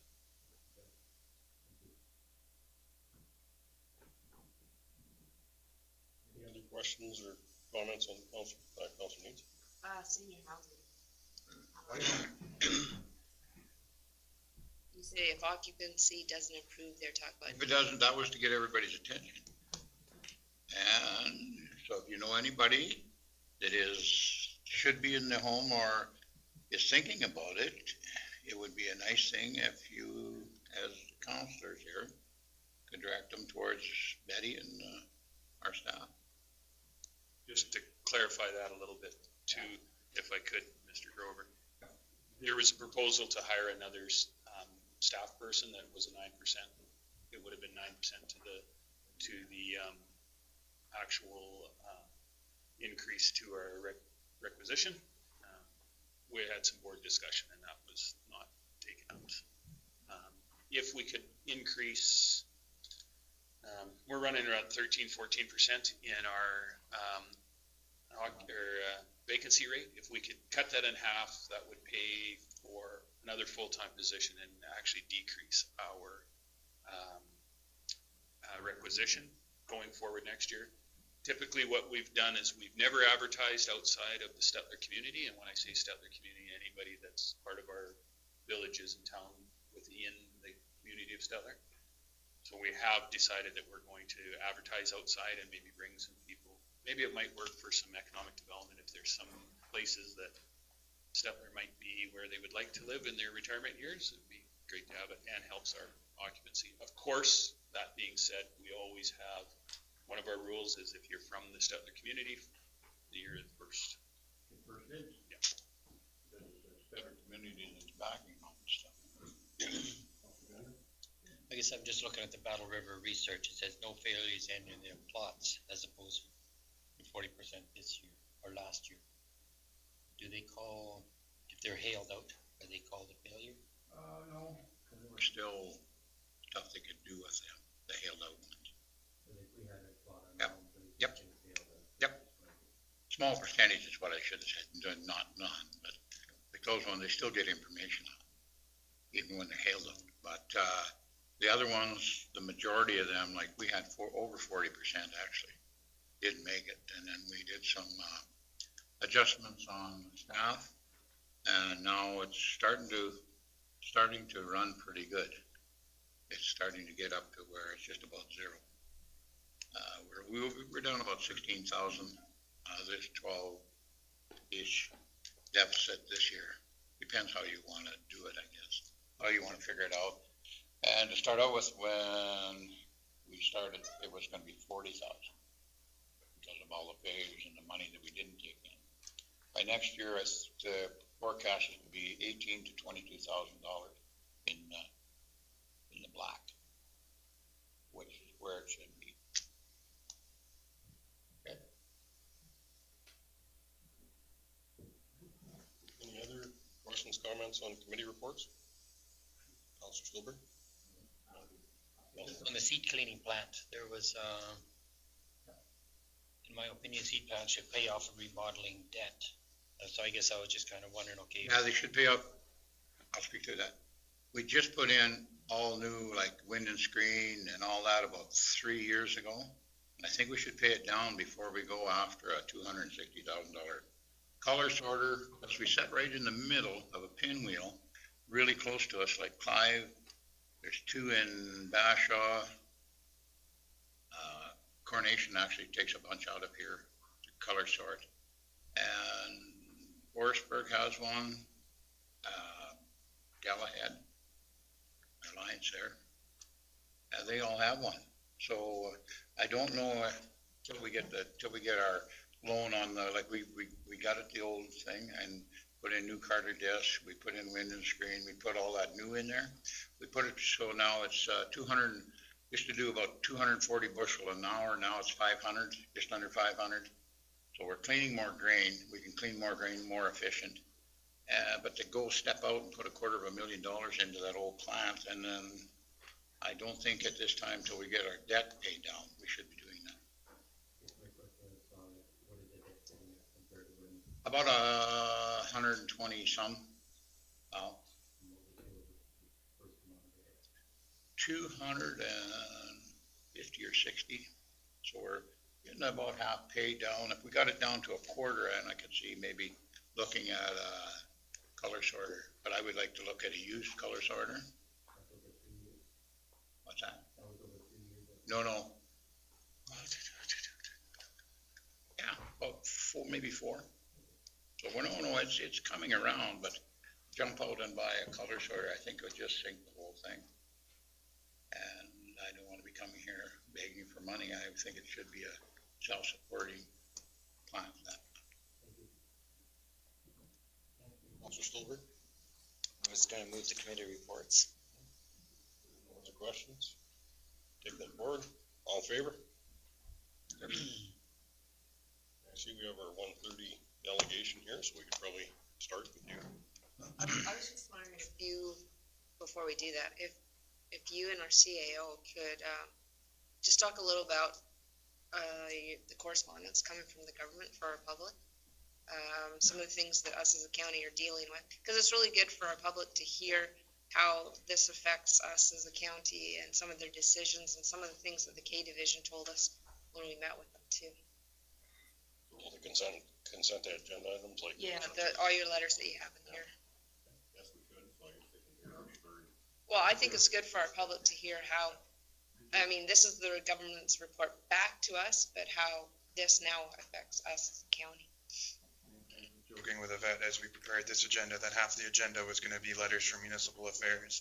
They just kept coming in. Okay, so page 156 is Shallow Gas Relief Initiative 2019 credit. Right, so basically the 35% tax relief given to Shell Gas Company was funded through the education tax. So one of the meetings that the Reeve and I went to, they were going to fund us at the end of the year, and ours was roughly between, we figured $750,000 to $1 million, and we asked at that time to consider doing it in September and doing it in December, which they agreed to. And so this letter just basically lets us know, and then thanks us for participating, and basically approves the I think it ended up being $860,000 that we credited back to oil company, which was $383,227 in September and the same in December. So no cash changed hands. We just didn't remit as much education tax on those quarters. Then the next letter, I called them Dear John letters, basically telling us about how they didn't have enough time to do the assessment, to redo the linear assessment, which was, we were kind of counting on, because we do have some deep wells, especially in Dave's division along the Red Deer River, and probably James, where they've gone into these really deep formations, and they're drilling 3 wells out of one pad. Well, Larry's probably way better at this than I am, but they're being taxed at a minimum amount, and the government did flag them as that we would probably get some substantial gains in the reassessment from those types of wells. We haven't had access to that, and since the government hasn't got the assessment redone, they've now informed us that we are responsible for the 35% credit going to oil companies, that they want them to have it in 2020. So the county of Stettler will be footing that bill entirely this year. And so when we were going through the budget process, we proposed $1 million less in revenue when we budgeted, and I'm just hoping that covers it all. So, could you just, the attachment on that was the assessment year modifiers. Right. What kind of changed in 2018 to 2019? It shows a -6.7 on the wells. What kind of money did that make a difference to us? That was roughly right around the 350,000 between the wells and the pipelines that we went down last year. The one where Sharon and I looked at it, we thought the only way we'd see any significant gains is in the railway. Most of our railway is exempt. But when you look at G3, when they're up and operational, and the railway component of their development will be taxed at railway rates. So there is a little gain there, but that we won't see that for another 2 years. So are you seeing this assessment going down or going up? Because it's gonna be 2021 year now, right? We're gonna see it stay the same. If the assessment values stay the same or reduce a little bit, the scary thing is the wells that have now been reclaimed and abandoned, and of course the 35% reduction. So you're saying this assessment should actually probably drop yet again in 2021 is what the word is. That's what we believe. So this might be actually from 2019 to 2020, this kind of is a reprieve for us because it kept it the same. By not doing anything, they give us a little bit of a break. They did, except for this will change dramatically if when we get, and we've had a lot of wells out east that have been shut in and abandoned. And so once they're reclaimed, we get no tax dollars. Like Nevis, even though the infrastructure remains in the ground, we get a little bit of tax dollars. If there was actual product going through it, we get more. But because the infrastructure's still there, we still get some money. So that's a good thing. But most of the wells out east now have been totally abandoned. Pipes have been taken out of the ground, or it's been totally shut in, returned back to the owner. We get nothing. But at least the rate hasn't gone down. No. It could be worse. We could lose them, and the rate on the existing ones could have went down. One of the requests that we made when Larry and I were at these meetings was that they transition this, if it was going to be the county's responsibilities, that they transitioned us into it. So maybe they would pay 50% of the reduction in 2020 and another 50 in 21, but they just cut us just 100%. So we ended up with all that on our plate. The next letter was basically the MSI initiative, where basically they held 219 at 218 rates. 220 went down 200,000, and 2021 went down another 200,000. And then 2021 is the end of MSI, which they will be looking at charters. So we'll be on the same page as Calgary and Edmonton, basically. And really interested, that local government framework, they're calling it. I guess the charters have been taken out. They're really interesting about how they're going to calculate the type of help that they're giving us. Then we got another letter. Basically, we requested a moratorium or canceling the ICFs because they're really hard to negotiate when you're unsure of your revenue stream. And basically, we got told no. So that was another letter that they sent us. They kind of gave us an idea that this was all going on prior to Christmas, but then actually confirmed it all after Christmas. And then the last letter we got was just when we met with the K Division at the RMA, which is the RCMP, we talked about the rural crime strategies, the rural detachment staffing, and mutual assistance strategies with municipal peace officers. One of the things we've advocated for quite strongly is that we have done a great job with the 3 CPOs that we have. We have addressed rural crime in the county of Stettler and have shown that it's come down, and that's from the 3 CPOs and the different patrols and their ability to be out and on the ground and helping the RCMP combat this. And then out of the blue, of course, we got the letter saying that we were now going to be taxed for policing. And we're not sure if we're going to see any benefit from that, other than our ability to write a check. So, yeah, so That was 140. 149,000 roughly estimate for 220, and then it keeps going up to almost $500,000 in 3 years. Be honest, we're not gonna see that. Well, 300 RCMP officers, we know how long it takes to replace an RCMP officer when they're short here. And it's just like our highways, just like 855. I mean, we don't have a population base. So you know that these 300 officers are going to go to the places that are mostly affected. If you look at the formula, and I sent it out to you, there's even a calculation for if you're really having a problem with rural crime. We didn't even get any of that or billed for any of that because we brought rural crime in the county of Stettler down.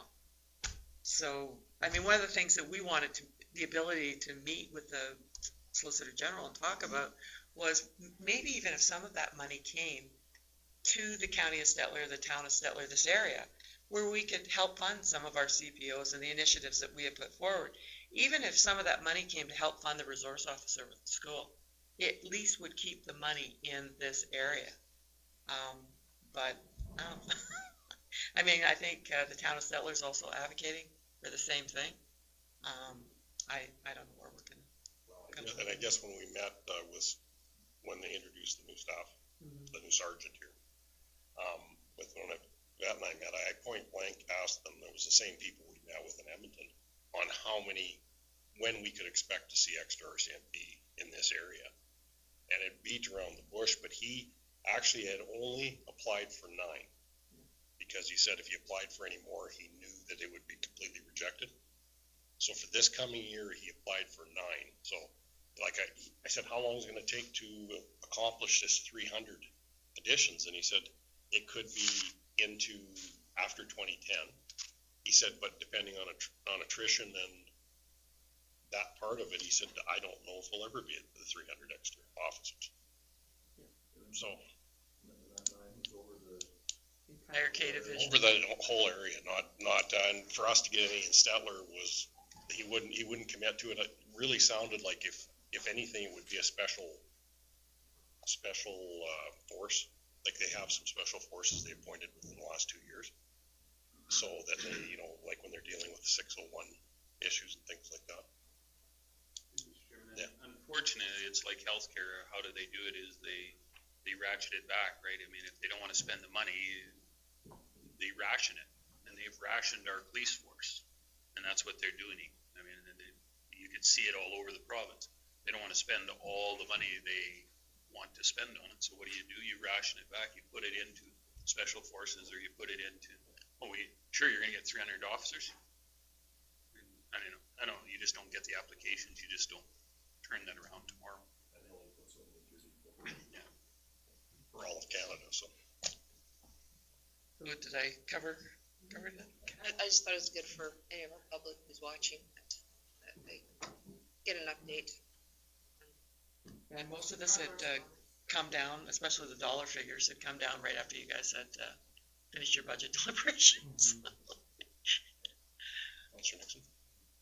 Mr. Chairman, it's easy to do a resolution at RMA, for example, and say, we need help with rural crime. But you gotta be pretty careful what you ask for, because somebody's got to pay for it. The province doesn't have any money. The Dominion doesn't have any money. Municipalities don't have any money. So you got to be really careful what you ask for when you're doing anything that has a budget or financial implications attached to it, in my opinion. You're showing your age when you say Couldn't think of the right word. I was waiting for you to chip in. federal government, okay? But we kind of knew what you were Going back to Dominion, we're supposed to be getting it for sure. Coming our way. Those special. Okay, so we do have our delegation, our 130 delegation. Is there room up for them to come up or just speak at the mic? I can move. Or there could be room. Yeah. Okay. We'll start with introductions with the fire department here also. We will go back to them after because there might be a couple things there, but that's all. Stettler, good morning, or afternoon, just woke up. Reeds, Erskine, and Buffalo Lake. Dave Grover, Big Valley. Stillberg.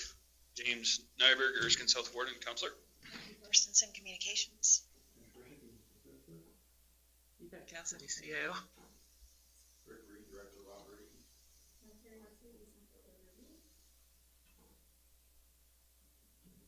Steve Ruth, Stettler in the Police Department.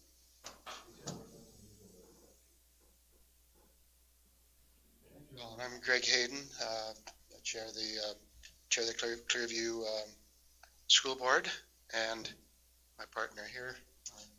Guy needs Vice Chair, Stettler School, Liberty School to visit. First of all, thank you all for allowing us the opportunity to come here, and good afternoon, everyone. It's not often that we come before you guys not wanting anything, except maybe an ear. So this might be easy, and I'll try to be brief. But thanks for offering a few minutes of your time to Clearview from your busy schedule. I'm sure that rural municipalities, and I'm hearing that, and towns have similar issues to those of the rural school divisions during this time of harsher economic realities.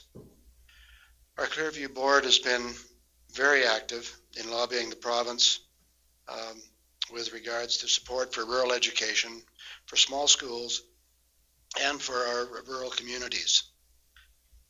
We face the opposite dilemma that do our urban counterparts. We face declining populations, we face declining enrollments, and therefore declining funding for our small schools. All in the face of a large land mass, long bus rides, classroom size issues, and ultimately viability. This on top of recent provincial funding cuts that I'll outline as they relate to Clearview, and these are just the ones we know of as, before a formal budget has come to pass. But as of October 21st, we face a $400,000 reduction in net funding from the province. We face anywhere up to between a $250,000 and $350,000 increase in property insurances. We face a $150,000 loss in facility funding, a $175,000 cut in school by necessity funding, small school by necessity funding, a $50,000 loss in Alberta Health Services from Alberta Health Services that was used to fund our FSL, our family support liaisons, and that'll be $130,000 next year. Just a snowball that Alberta Health is facing, and they're passing it on. So that's become a very critical part of our operation, and we'll be very sad to have to cut back. It comes to about $1.125 million, or 3.3% of our total revenue. That on top of $360,000 cut in classroom improvement fund grants comes to almost $1.5 million that we're facing. We have reserves to cover the cuts for 1 year without major changes. Our schools are continuing as budgeted before the funding cuts.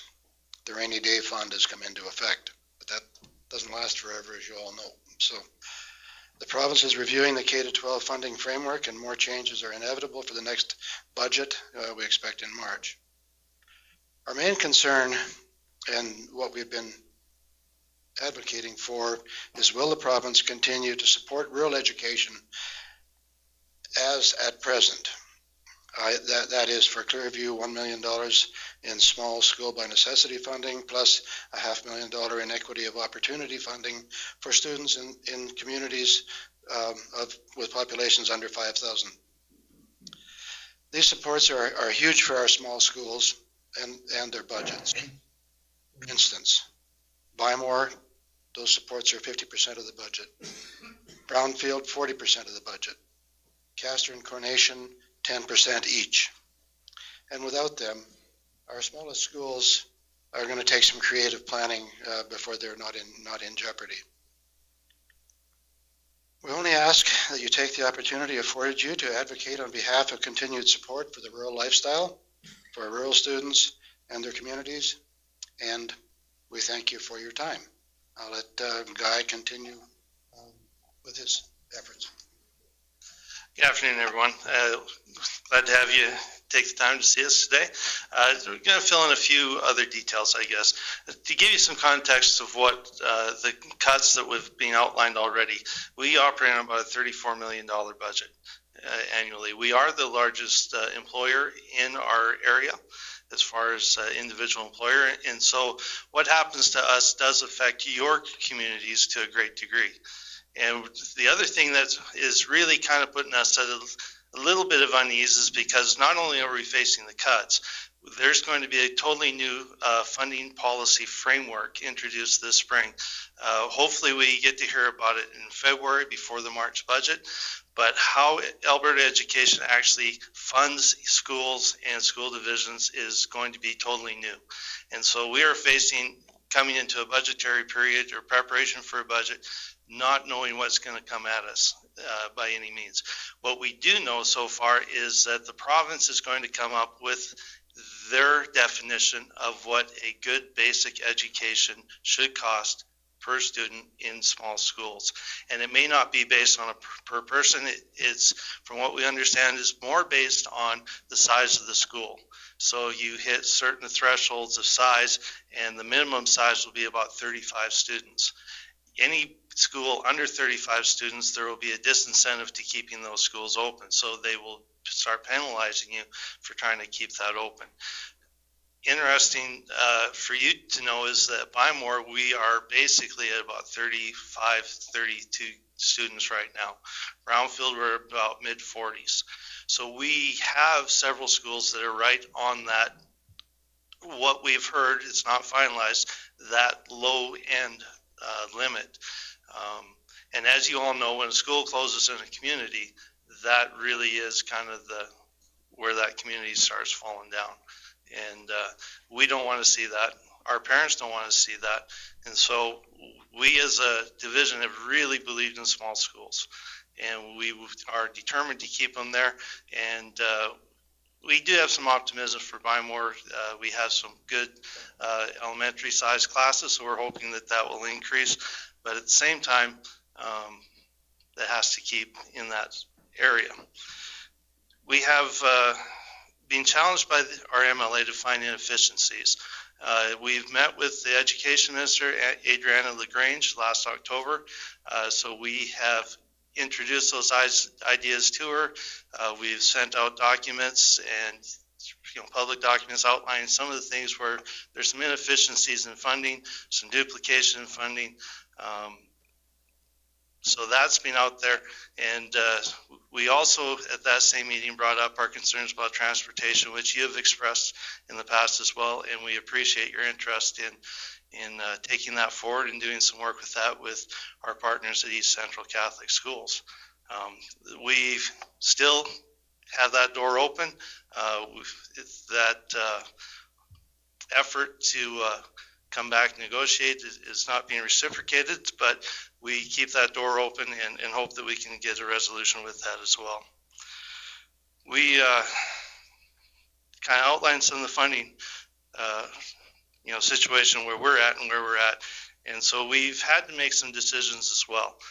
We have, as being indicated to you, that we have put forward notice to possibly discontinue, but at the bottom line, to renegotiate the school resource officer. And at this time, I think most of the people have this perception that this officer is in the school, every day or a majority of his time. In reality, though, last year in particular was even worse than normal, that we maybe saw him about 2 to 5% of the time of our school class time in any of our schools. So in other years, and a lot of that has to do with just the status of the number of officers we have in our local police office. In other years, maybe about 25 to 30% of the time he'll actually spend in the schools. The rest of the time he'll be doing his normal police duties. So when we had the money for it, we believed in the principles of him being there, not just as a protection for the kids, but more so as the introduction for our youth to have an opportunity to interact with the RCMP, build those positive relationships, and help build that into preventing our young people from maybe making choices that are not good for society at large. So at this point, we certainly are open to talking about it, but at this point, sometimes what is a want versus what is a need comes into play, and we are committed to keeping teachers in front of our youth. We are committed to keeping bus ride times down, hopefully where we are, but at the same time, our transportation costs are getting to the point where we're subsidizing out of education funds $200,000 a year to keep our bus rides down. So we believe that young people on the bus is not advantageous to families nor to those youth in the school system, and we do have a goal to keep that. Other districts have instituted busing fees, which in reality is just a tax. And so, but they're in a situation where they can't fund it otherwise, and then you have some hard choices to make. You either extend bus ride times or you charge for some of that. Mr. Hayden said we didn't have any asks, but we have an invitation for you.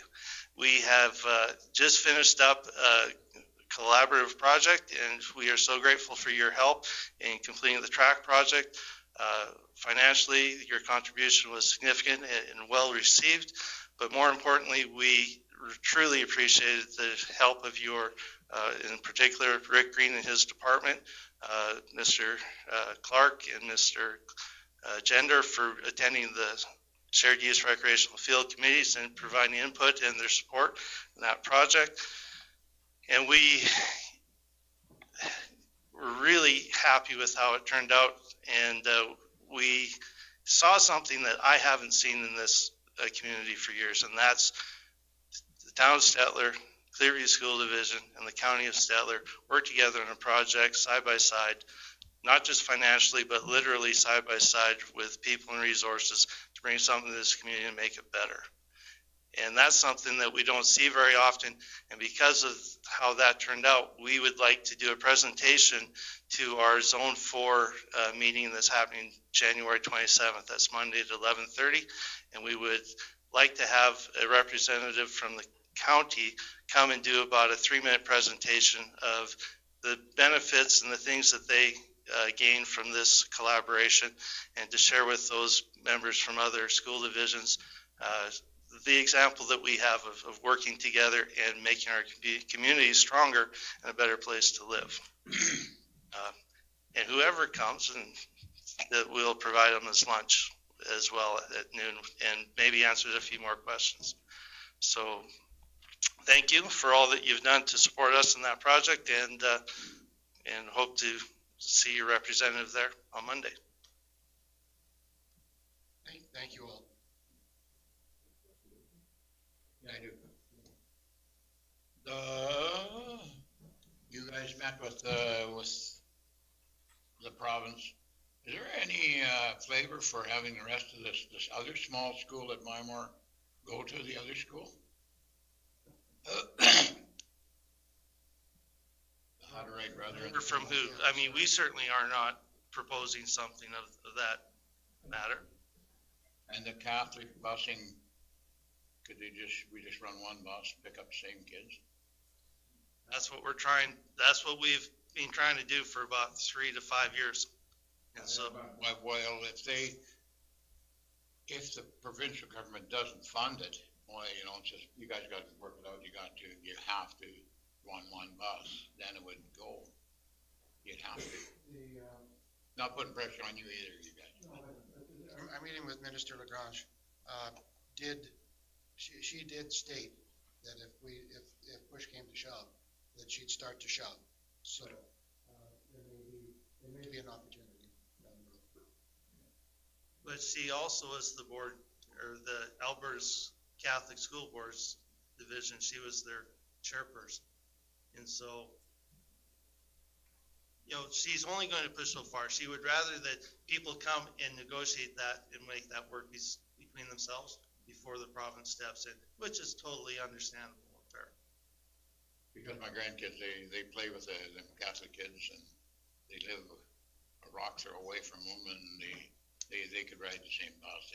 The kids wouldn't have no problem with it. And let's be fair about it, where they drop them off, right there. That would save you quite a bit, I think. And the other one, if you could get the brethren to send their kids to your public school, that would be great. Big Valley, not so much, they don't have a colony, but there's two that could go to Weimar. Just saying, thank you. Excellent.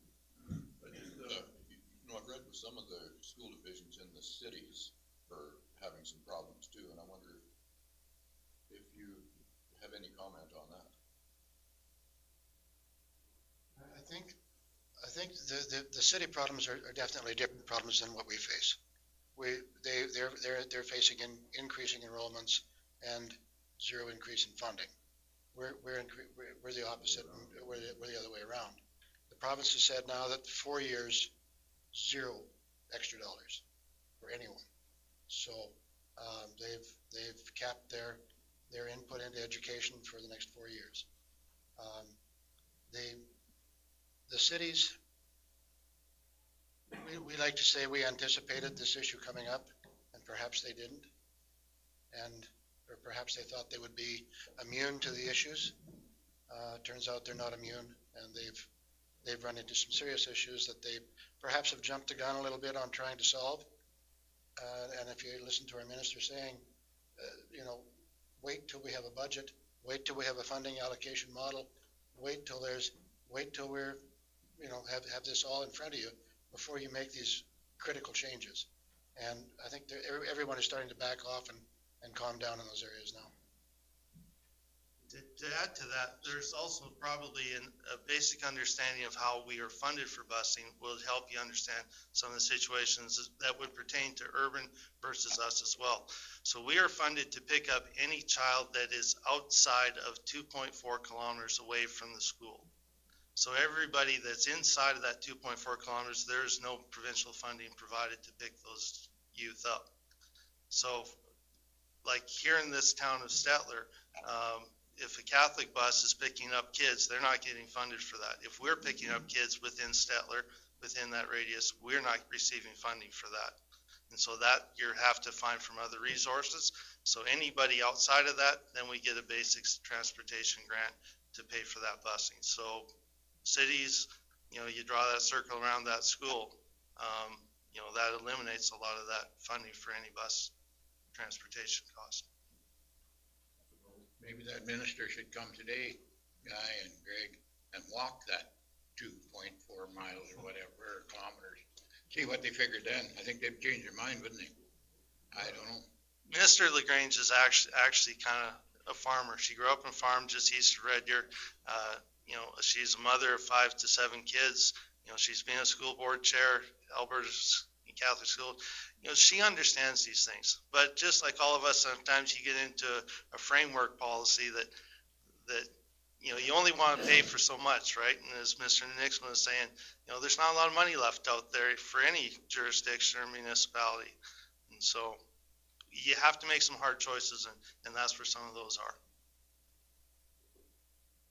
I've got a question, like with the recent federal carbon tax on my pumps, do you as a school board have to pay for them? You do? Okay. And we have suggested that perhaps schools, public schools in particular, should be immune to the carbon tax, but no. It was 50,000 last year. There's also been suggestions that, why are, school divisions, municipalities not allowed to run marked fuel as well. And Minister LaGrange and in her farm life, she also ran a trucking business. So she is very sympathetic to that idea. But it takes time to get things through. I don't know how hard she'll push, but that was brought up as well as a way to reduce some of our costs. I mean, quite frankly, the province pays us, we pay the tax, they collect it back, and just paper shuffles. Any other questions? The resource officer, you're saying that they're there 30% of the time, and what type of bill are we footing with? Total bill? Our cost is $70,000 a year, which is 50% of the officer's cost. You guys are providing basically $35,000 each. For county, $35,000, town of Stettler, $35,000. So $140,000, and you get them for 30% of the time. Sometimes. No, we haven't been. No. Shortage of officers in the community, it's gone downhill to that. And one reason why we came to this decision as a school administration and the Clearview School Board is that our principals, with this conversation with them as well. So our senior leadership team and our school division, we're having trouble justifying, the cost. Are we getting the value for the dollar? And they're the ones on the front lines. I find that we are subsidizing the police force. And have been for 19 years, this partnership. It's been going. Actually, 19 years ago, the original cost was $70,000 total for the officers, so. In reality, Ernie, probably we see the officer in the school system 5 to 10% of the time, and that might stretch it too. So I just find this is time that we step up and say, okay, we step back from it. We're not benefiting by it. We want to police supplied, let them supply them, and not on the backs of us. Because like right now, we are being put on to, like with our extra policing, $144,000 this year, up to $500,000 within 2 years' time. So we're double paying it. We'll find out when push comes to shove by the province as to who will be paying what. But I think we've opened the door and given notice. We have to give 1 year's notice. We've given notice, and at that point, before that point, there'll be a renegotiation of the whole issue.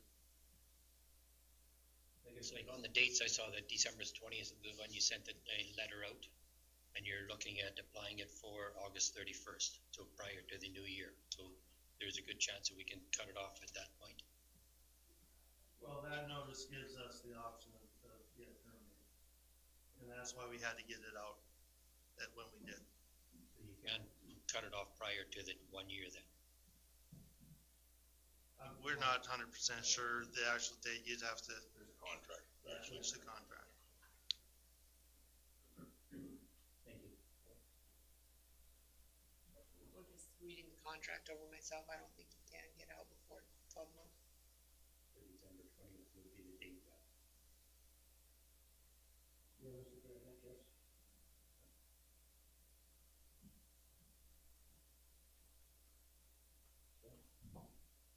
No other questions? Thank you very much for coming in, and we'll be getting back to you on that invitation. Thank you all very much. Appreciate it. Thank you very much.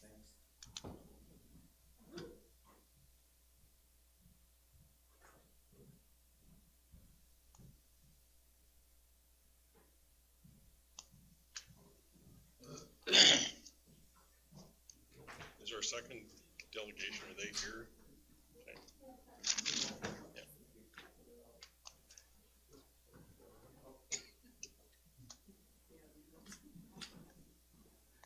Hello, we'll start with introductions here. Stettler, good afternoon. Three Beats, Erskine, Buffalo Lake. Larry Clark, Watha Gadsby, Reef. Dave Grover, Big Valley's counselor. Wayne Nixon, Denell Red Willow. Les Hoover, Glamour, Indiana. James Nyberg, Erskine South Warden Councilor. Nikki Carstensen, Communications. You got Cassidy, Human. Rick Green, Director of Operations.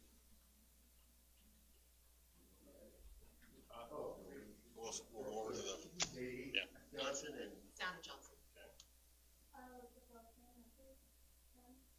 Steve Root, Stettler Fire Department. And, yeah, seat up to the mic and, yeah. Well, thank you, Honorable Reeve and councilors. Sort of be using more of your time, but thanks for the opportunity to revisit our situation. Unfortunately, we could not be here in November, and that's when it started. Everybody is familiar with what I'm talking about on the agenda.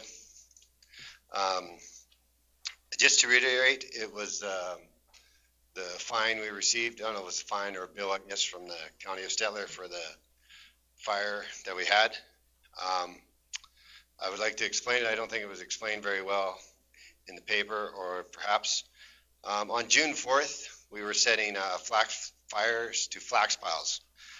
We had been doing it for 2 days before that, and we've been doing it for a week before that on a half section to the north of that. What had happened is we had disked the stubble in the fall, and it was a little bit damp, and the flax would catch and it would pile up, and then it would dump, and then you have these piles. We tried to harrow it again in the spring. That didn't work. It just kept rolling it. We tried to speed disc it, and that didn't really do anything either, just kind of rolled over top. But the only other option was to heavy disc it, and that would take too much time, and it would just been too much mess. So what we decided to do, we decided to go ahead and seed. So I hope that demonstrates that the piles were not that big. Did you bring your, you can't really see. But anyways, so we decided to go ahead and seed it. And when the crop started coming up, then we went in and started lighting the fire. I had taken a permit out, and we started lighting the fire. So what happened, the flax would come in, and it would pile up. Yeah. And then you would get, sometimes you get 2 or 3 together, right? And they were just going to be a mess when it came to, I mean, they went through the drill. They weren't that big. It was going to be a mess when it came time to harvest. So I had a permit, I called it in, and I want to say that your permit process for fire permits is definitely easier than the County of Painters. In the future, there's no reason, I don't believe, in your county for nobody not to get a permit. It's easy to get to, it's straightforward, and it's easy to call it in. Sandra and I and 2 of my workers had been there, and then Sandra and I had left because we thought we had lit enough for the day, but I left those 2 there. Now this is in June 4th, so I could definitely have used them at home. This is a statement I'll read from Cecil Smith, who is an employee of mine, because I personally wasn't there. He says, on June 4th, 2019, Cecil Smith, employee of Deer Valley Farms, Selkirk, Alberta, was burning flax piles at a farm at Both, Alberta with fellow employee Leif Neufeld. When the Stettler Fire Department arrived, started putting piles out, I stopped them and asked them what they were doing, and they said that they had been called to put it out. I told them that the farm had a fire permit and was told that they were putting them out anyways, and at no time were the fires out of control, and at no time were they near any brush. That was Cecil Smith, Leif Neufeld. On June 4th, I was helping burn flax piles. While we were burning them, no one stopped in the field to see if it was under control. A couple of vehicles drove by, but nobody ever really stopped. The piles were burnt, but never got out of control. The piles only the piles burned. The firefighters showed up and started putting out the piles without asking to see a permit and ignored us when we were told them we had one. Once we showed them the permit, they still kept on putting out the fires. The one slough in the middle of the field, it's actually in the corner of the field, caught on fire but wasn't burning out of control. We were there the whole time making sure the piles stayed under control and that nothing started that shouldn't have. I did bring a few, Sandra, photos. My printer wasn't that great, but I did bring there's about 5 copies you can flip through. It shows that the one slough that did catch on fire, and it did look bad, as you're aware, right? When slough grass does catch on fire, it burns. But as you can see in the pictures, it's in the far corner of the quarter, and it's about a half mile to brush to the north and a half mile to brush to the east, and to the south is Highway 12, and to the west is the gravel road about a half mile. I just took them in the fall before I knew that this process was going to happen. That's why the pictures aren't very good. You can barely see you can see the slough in there, I hope, and you can see the brush in the far north and far east. I did not have a water truck there. The reason I had it was because it was June 4th and we were spraying at home. I had water available, I guess you could say. And like I said, we'd been doing it for a week before, and it hadn't been an issue. Now, I don't think the one thing that wasn't really put forward is it had been disked in the fall, B, it had been seeded again in the spring, so there's a lot of dirt turned up. My neighbors all the way around me are the Lone Pine Colony, so there's no trees or grass left there. And my other thing was I had left my cell number and I didn't receive a call, right? I believe that's the basis of the permit. That being said, we believe in the process that is set forth, but we do realize that this did cost the county money, and it is a valuable source, the fire department. So we are willing to pay half of the cost. Maybe we shouldn't have let that many that time or something, I don't know. The problem is when you light them, I don't know if you know what flax, it lights kind of like gasoline. It flares up and it burns for half hour or so, and then there's nothing left. And the four of us walking is how we start them, right? So we had a lot of them started at once. Maybe we could have done a better job of. There's a lot of smoke, there's a lot of fire, same as in grass, right? There's a lot of smoke, a lot of fire, and it is only a half mile off the highway. So that's why, I feel that we could take a responsibility, but whether or not we're fully responsible, I don't know. Any questions? You took out your permit, did you call? Yes, we called it in. Called it in that day? Yeah, it worked really well. Like I said, like two days before that, I believe this was Wednesday, we'd done it, and the week before that, we'd done it, and the same thing, I would just call it in, and they'd say, okay. So these piles were no bigger than a pillow or something? Yeah, they went through my drill, right? The thing that makes them look big, or it looks, I'm not gonna say mischievous, but it looks bad, I guess, is they would get 2 or 3 would get together because they would get drug out, and then when you light it, the fire would be, I don't know if the fire would ever be above my hip, right? On disc land and then seeded. And it was growing, June 4th, it was growing green, right? But if you're saying that the one slough caught fire, how far away from that slough would have they seen it, that one little pile of it? The pile was probably right near the slough. And that's how the slough caught on fire, right? Honestly, I didn't really care if the slough caught on fire, right? Because, burn it up, maybe it grows green, maybe we get some slough grass out of it.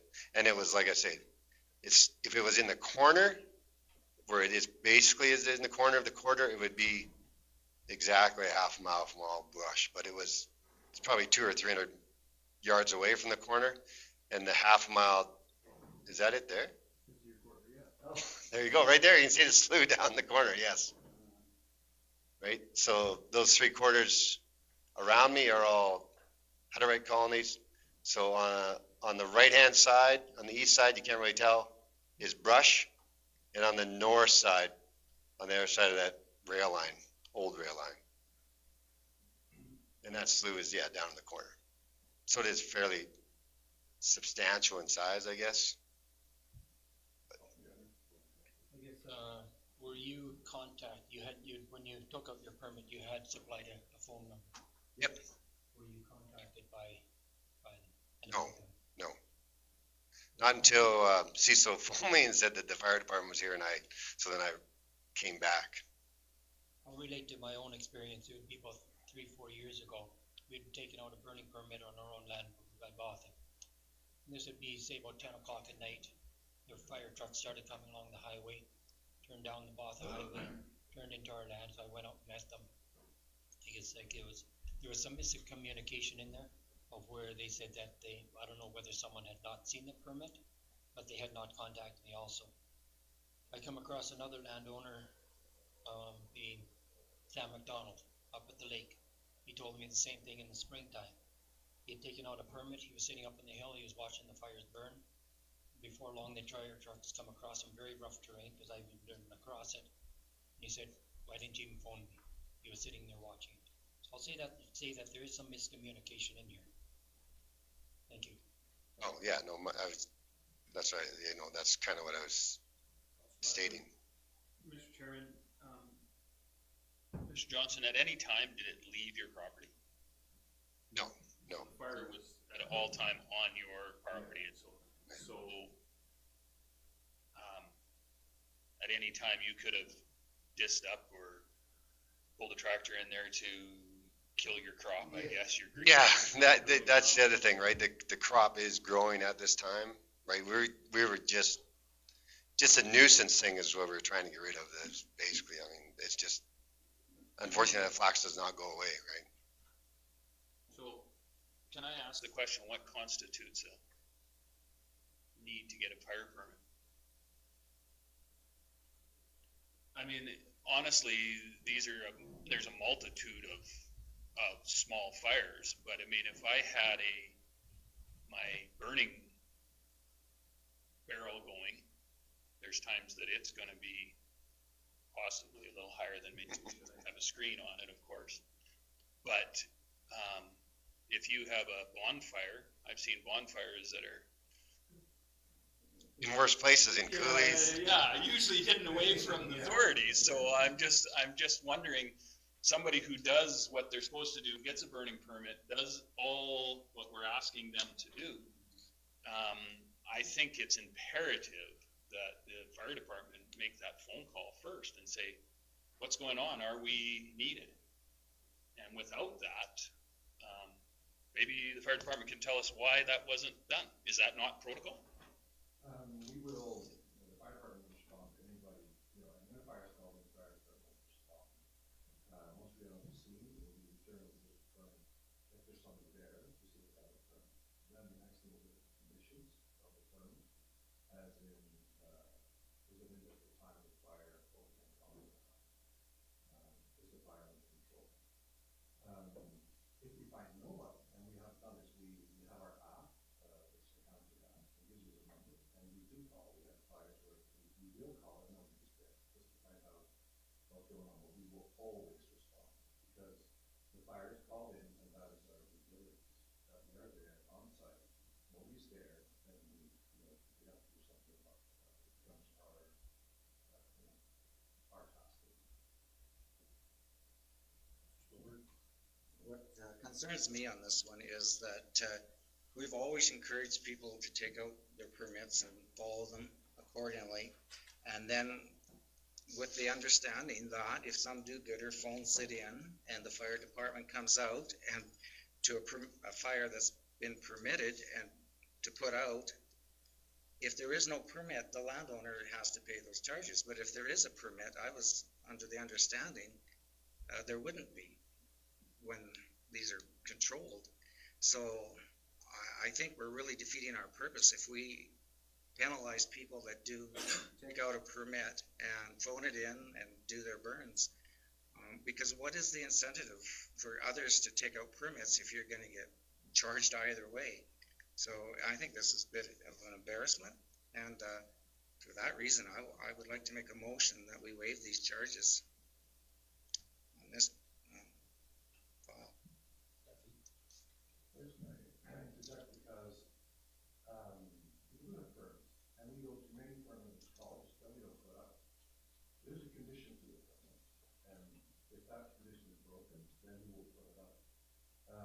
Just to let you know, for this particular call, these conditions just not set by a bylaw that is, set out by the county of Stettler. It's also the Forest Protection Act that comes into play with this. Andrew, could you get us? Pardon? Or he can. Just Etienne, this is aired publicly, so we're. Yes, no, I'm sorry. Good information.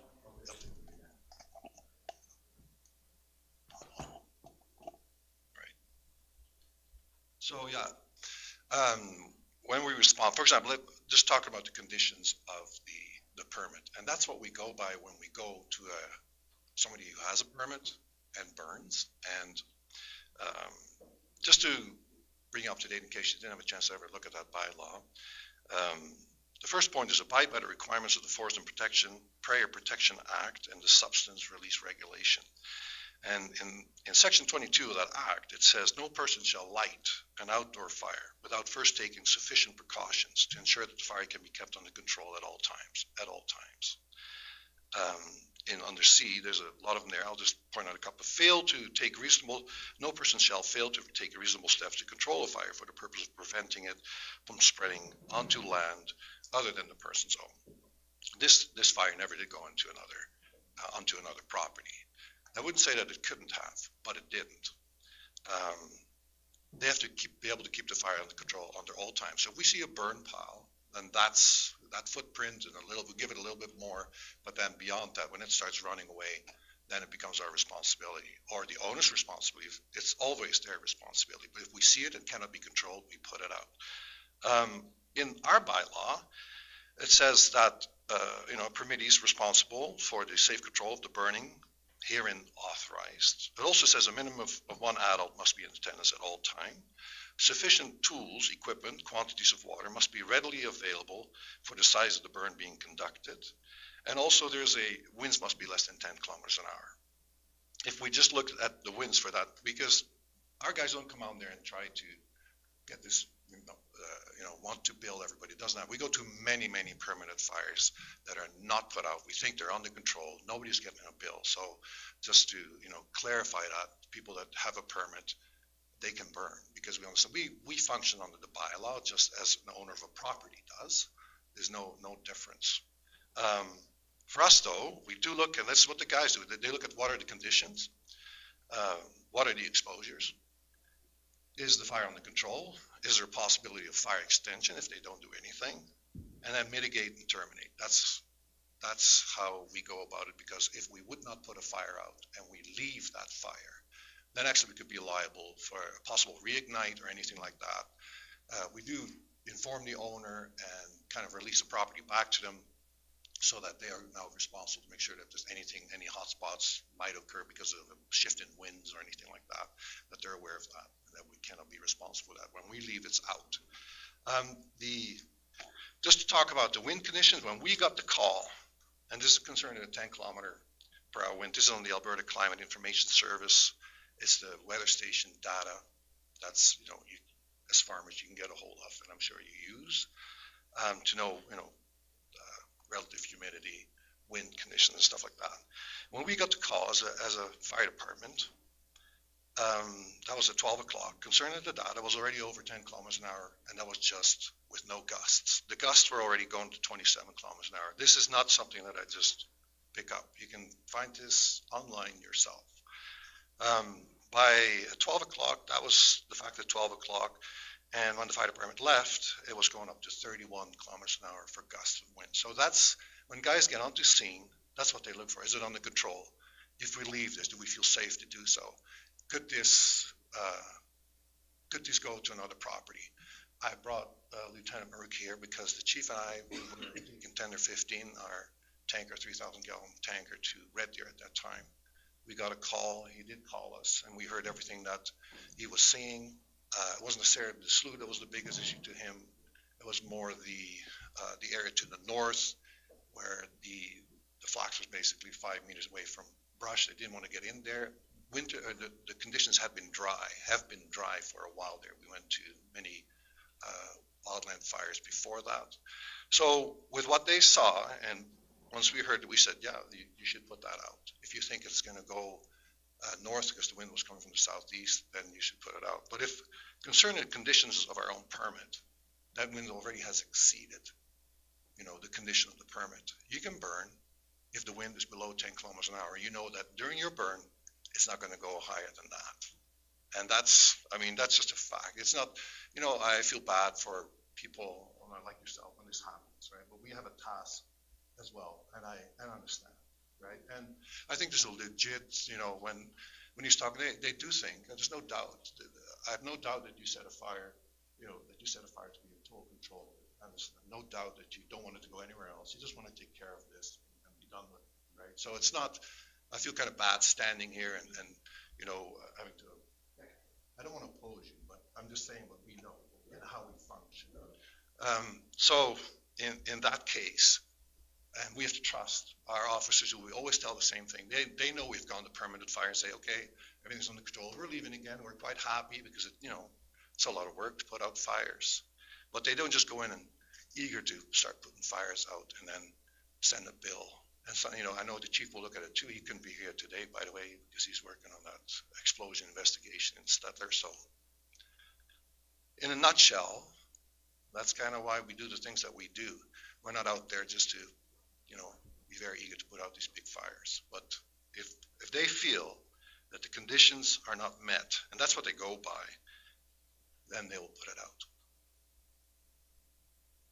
So was it necessary to have 2 trucks come out or 3 trucks come out and continue to put every single file that we started out for 5 hours? You know what I mean? It just seems like it was a little overkill. We always respond with the needs of everything, and it's just water. So, Etchen, if I could, I just don't want you guys bantering back and forth. It's not good for anybody. So, can I ask the question? Etchen, in our initial report given to us, none of this was brought up to us. Okay, so, like Mr. Stolberg said, I think communication is a very important key. I think we need to work on that, and I think it's important. Mr. Stolberg, if you would allow me to make an amendment that we take up Mr. Johnson's ID to pay for half, is that what you said? Would you allow us to put this to bed by doing that? Well, I feel strongly that we've waived fees. For a lot lesser reasons, we've waived fees, but rather to be cooperative, I'll agree with And this isn't that offer. on both sides. This isn't about laying blame on anybody. This was something that is an unfortunate event that I think we can mitigate a little bit here. I think we've learned a lesson as council. We need to get a little bit more information. I'm sure you guys have learned a lesson about how this works now. Hopefully the public's learned a lesson and we can move forward. Is that something we can do, Mr. Chairman? Are you taking that amendment? I'll take that as a friendly amendment. Thank you. The fire department leaves there and that fire flare is up, whether it be my place, your place, whoever's. At the end of the day, it's not the fire department that's at fault or gonna be charged. Because it says right on my permit that I'm the one, Mr. Johnson, that has the fire department, permit. If that fire gets off there, it goes on to somebody else's land, it's him that's responsible, nothing to do with the fire department, like John alluded to, that they would get sued or whatever. Can't sue you, because it says right in the permit I've wrote out over the so many years I've been in the county. It says right at the bottom, when the ratepayer signs that, they're responsible no matter what. Right? Okay. Or you know. Yep. And I think 50-50, if it's all right with the Johnsons and good with the other one, and we just put it to bed and get it out of here. Just a statement, listening to our fire department, they have to abide by the bylaws. And so they heeded those bylaws that they have and had to abide by those. So listening to their report, I appreciate that and appreciate that we do have a fire department that responds to those calls quickly, and because we never know which one could be out of control and which one isn't. So. Okay, any other questions or comments? We have a motion on the table. All in favor? Opposed? Council needs opposed.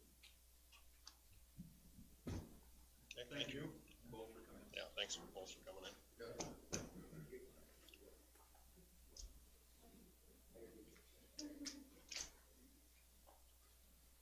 Thank you. We're done.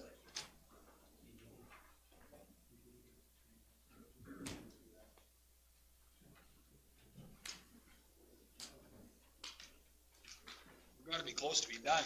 We are close to being done. Not that I didn't enjoy that. Just on our consent agenda items, we read through the ones up to the 12.5, talked briefly about 12.6 when Clearview was here, which is page 166, Community Resource Officer. Is there I just sent an email out to all council. Basically, the RCMP is asking for a meeting regarding, I sent this out to you.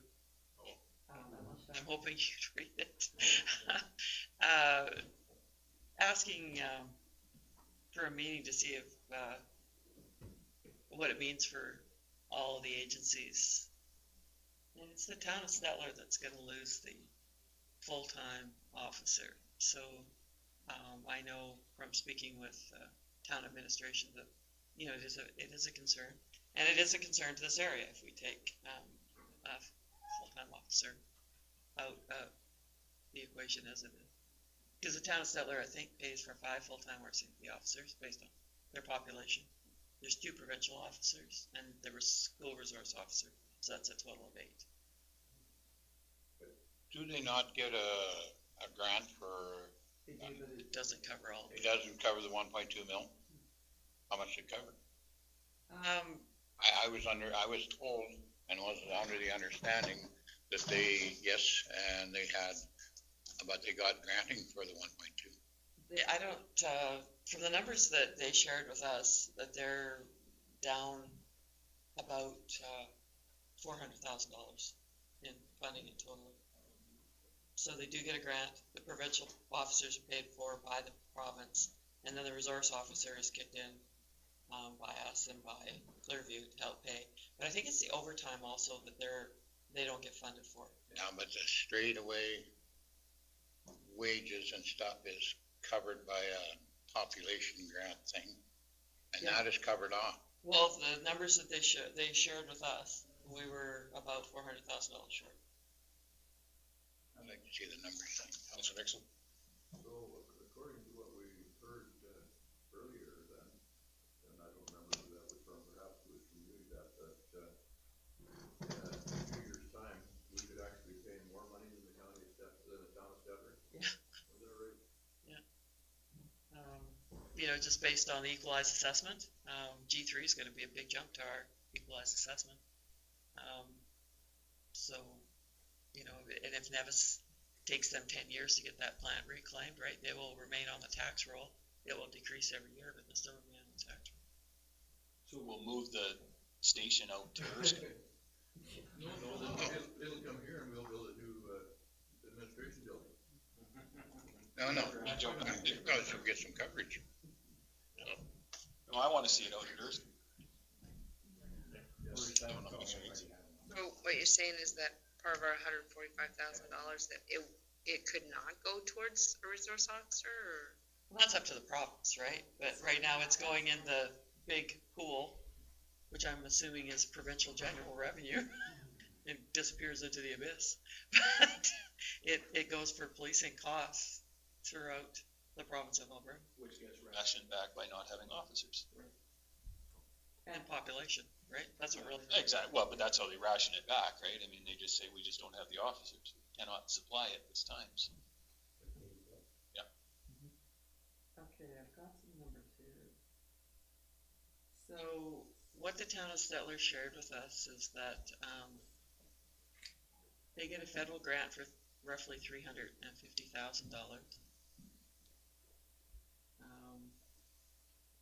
They are covering the costs of administration, so 2 administration, so 2 FTEs, which is costing them, you know, $150,000, and then RCMP for 7 full-time officers,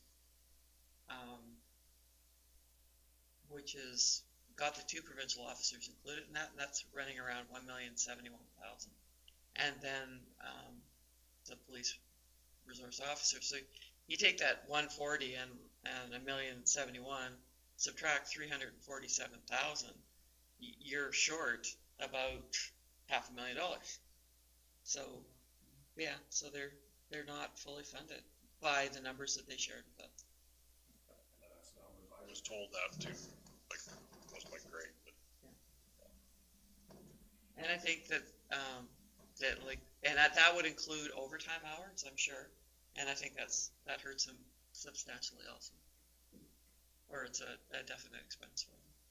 But they pay the higher rate, but if, you know, typical example, if your truck gets stolen in Stettler, you're probably going to see an RCMP officer within 5 to 10 minutes. If your truck gets stolen in the county of Stettler, I can attest to this, you'll see them the next day. And your neighbor will find your stolen truck. So it's a level of service, right? And so what are you willing to pay for? Rural ratepayers are. We're never gonna have 5-minute Exactly. 20 miles out of town, never gonna happen. So it just comes down to the level of service that you expect and the level of service that you're paying. And hence why we have properties on 601 setting up camp out there. That's why they're there, right? Oh, yeah, to set up down and keep an eye on. Are we staffed fully right now in Stettler? And so with our resource officer, that's extra? They have an office for him there, but that it's full, from what I understand. So are they what I wanna know is, are they counting him as part of their staff? Mr. Chairman, I think this is maybe questions of when we have that meeting that comes up. Can I ask them that? Yvette can make all the speculation I if don't- you want. Yeah, I just- It would probably be better to ask them directly. Yeah, I'd like to know. And It's right from the horse's mouth, as it were. when is this, Well, they're kind of asking for dates, and I shared this with council, so I'm thinking they're asking me to bring someone, so, council should designate someone or one or two people that you want to come with me, and then we can try and pick a date.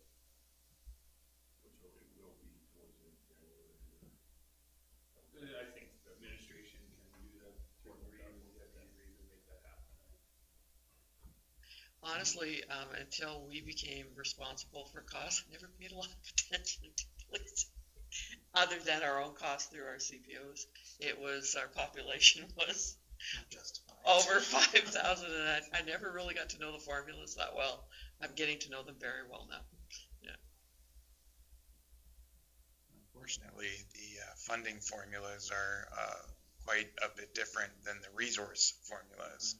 The allocation of resources are largely based on crime statistics, whereas the funding formulas are based on population and equalized assessment and actually give a benefit to communities that have high crime stats. It gives them a discount on theirs rather than, so continue your provincial lobbying efforts and we'll, continue to work through the province or the process, but it's a little ill-considered. I was very disappointed when they used the equalized assessment model.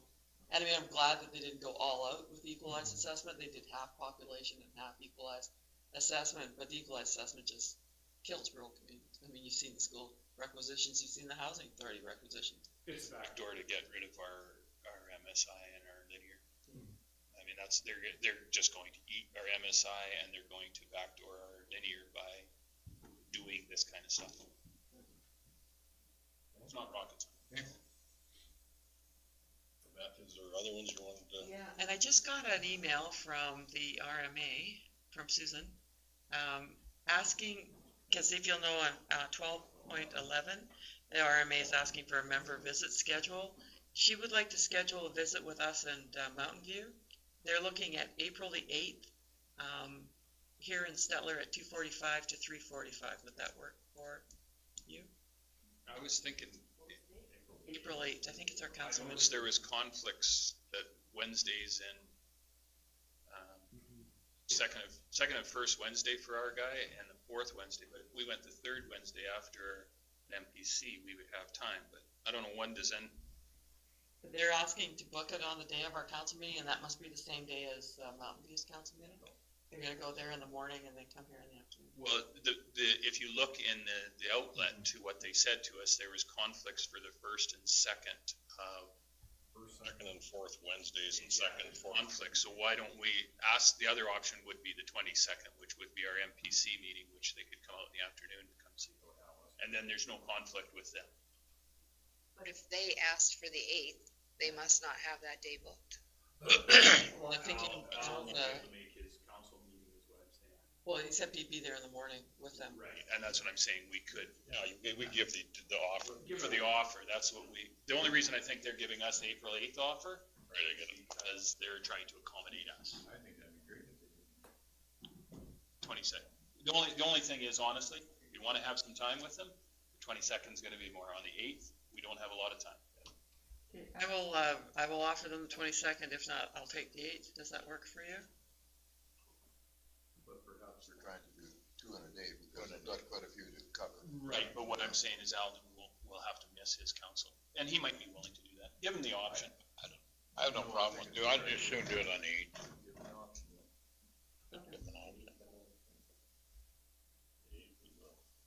It's our council meeting. Our council meeting. It doesn't make a difference to us. Okay, I'll make them the offer. And the other one was 12-2, or 1210, sorry. If I could, Mr. Chairman, could we back up? 12-7, I just was wondering, are we sending anybody to those public hearings at all, or any of our staff or any of I our? was thinking of asking Jacinta Kerr if one of them or both of them wanted to attend. Maybe they could choose, but the Halkirk would be the closest, or Castor. Whichever, I'm just wondering we should have some presence just to see what's going on. Yeah. Okay. Yeah. Oh crap, that is. So it'll be Jacinta Kerr's in Mexico. Tomorrow or Thursday. We come back and say, no, you have to go. I'm delegating. Let her know that's an option. Oh, maybe not then. And then you were on 12-10? 12-10. But one of the parents involved with the Fine Arts Society with William E. Hay came in with the attached letter on page 221. They are looking to upgrade their microphones and their lighting through the pack. Largely in support, they've realized that their existing stuff is not the quality they need to put on shows quite like the one they're endeavoring to. My understanding is they have raised the money now to get the microphone system upgrades they wanted. I believe the town gave them about $7,000 a week or two ago, and they were just hoping that our council would consider something. Obviously, we don't have this in the budget. I'm not sure if we have any sort of fine arts reserve, but we can check into that. Yes. I think this is not like it's an ongoing thing, like you're funding a rodeo or something every year. And, I think it's good to have the arts in our community. So I'd be prepared to make a motion that we fund $1,000 out of the Rural Development Fund, because I think this is rural development to have arts in a rural community like that. But I'd be open to discussion on the amount. I just to put it out there. Councilor Jenny? I guess the concerns that I have on these is these are gonna be budgets. It's not all of a sudden that they see something like this. It should have been started maybe a year or two ago, and then start looking forward to the future. So you can start budgeting for it. Yeah, I think in this case, the lighting portion, the $60,000 they talk about, is a longer term project. I think the large cast of their current production revealed the shortfalls in their mics, which is why this came, I think, with a bit more urgency than maybe we would expect. But, I completely understand where you're coming from.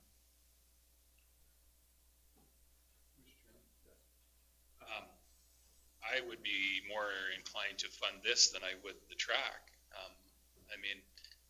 When it comes to utilization of a product, this particular product is used by virtually everybody in our community, from county residents to town residents to children to seniors to everybody. We at one time even held a council meeting at this particular facility. We handle on a regular basis.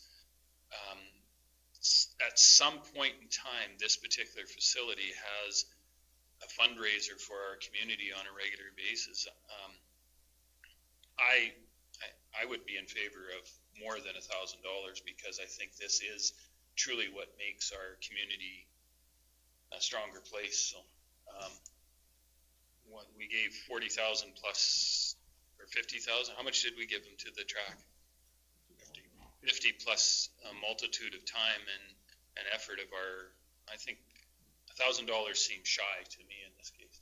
And whether it's a budgeted item, the track, yeah, it was 3 years in the making, right? So. I'm just gonna ask a question, is that for the lights? Cause I think the mic system is probably an in-house high school thing.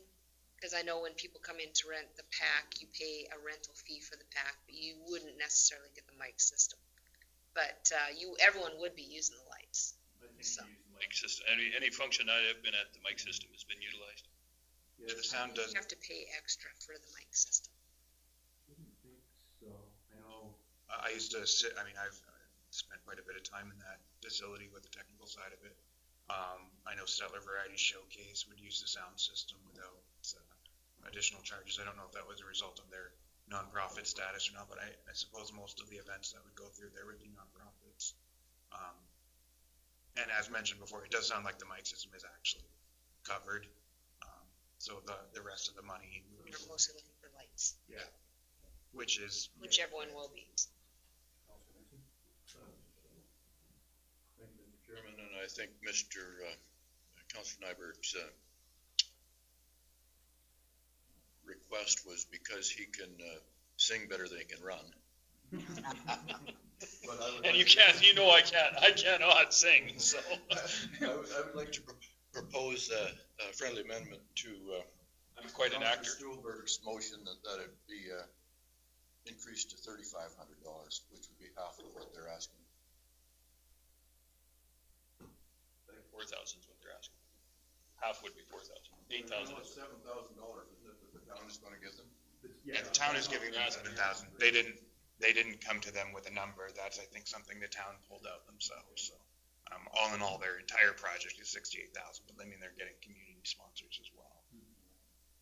It was also indicated, especially with the upcoming performance, that any donation would be recognized through the pamphlets and their advertising campaigns. How much money do we have in the rural development fund right now?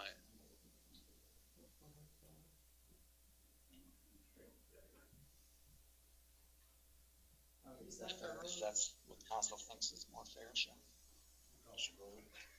I thought the $1,000 was great, but enough. Put it vote. 3,500? Friendly amendment on their line, and he excluded as a friendly amendment. That's 3,500. I just want to make sure the number. 3,500. That facility is used for like Remembrance Day services for the music festival that we're talking about, for the performances that are put on for all the kid stuff, so. Utilized by everybody. It's truly a community event. Yeah, I would venture to say it's even more so than the Stettler Community Hall, because it doesn't have that boundary. It's utilized by everybody. What did we give the Big Valley Hall? $1,000? For the recreation grant, $883, I think. Yeah, okay. Every year? Every year. Last 10 years, we've given them Put on lots. grand last 10 years, so. Well, I can double check. I can't get it double. Almost 9, actually. I don't think we've given anything to the PAC lately, have we? What was the special project funding?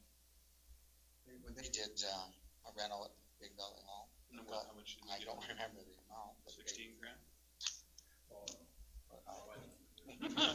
I got a good memory though. Let's just vote. Any other questions or comments? If not, they get the vote. All in favor? Opposed? Councilor Grover opposed. Okay. So do we need to receive the rest of those for information? I think so. Just a single Folder. I receive them for, Councilor Grover, I'll make a motion to receive them for information. all in favor? Carried.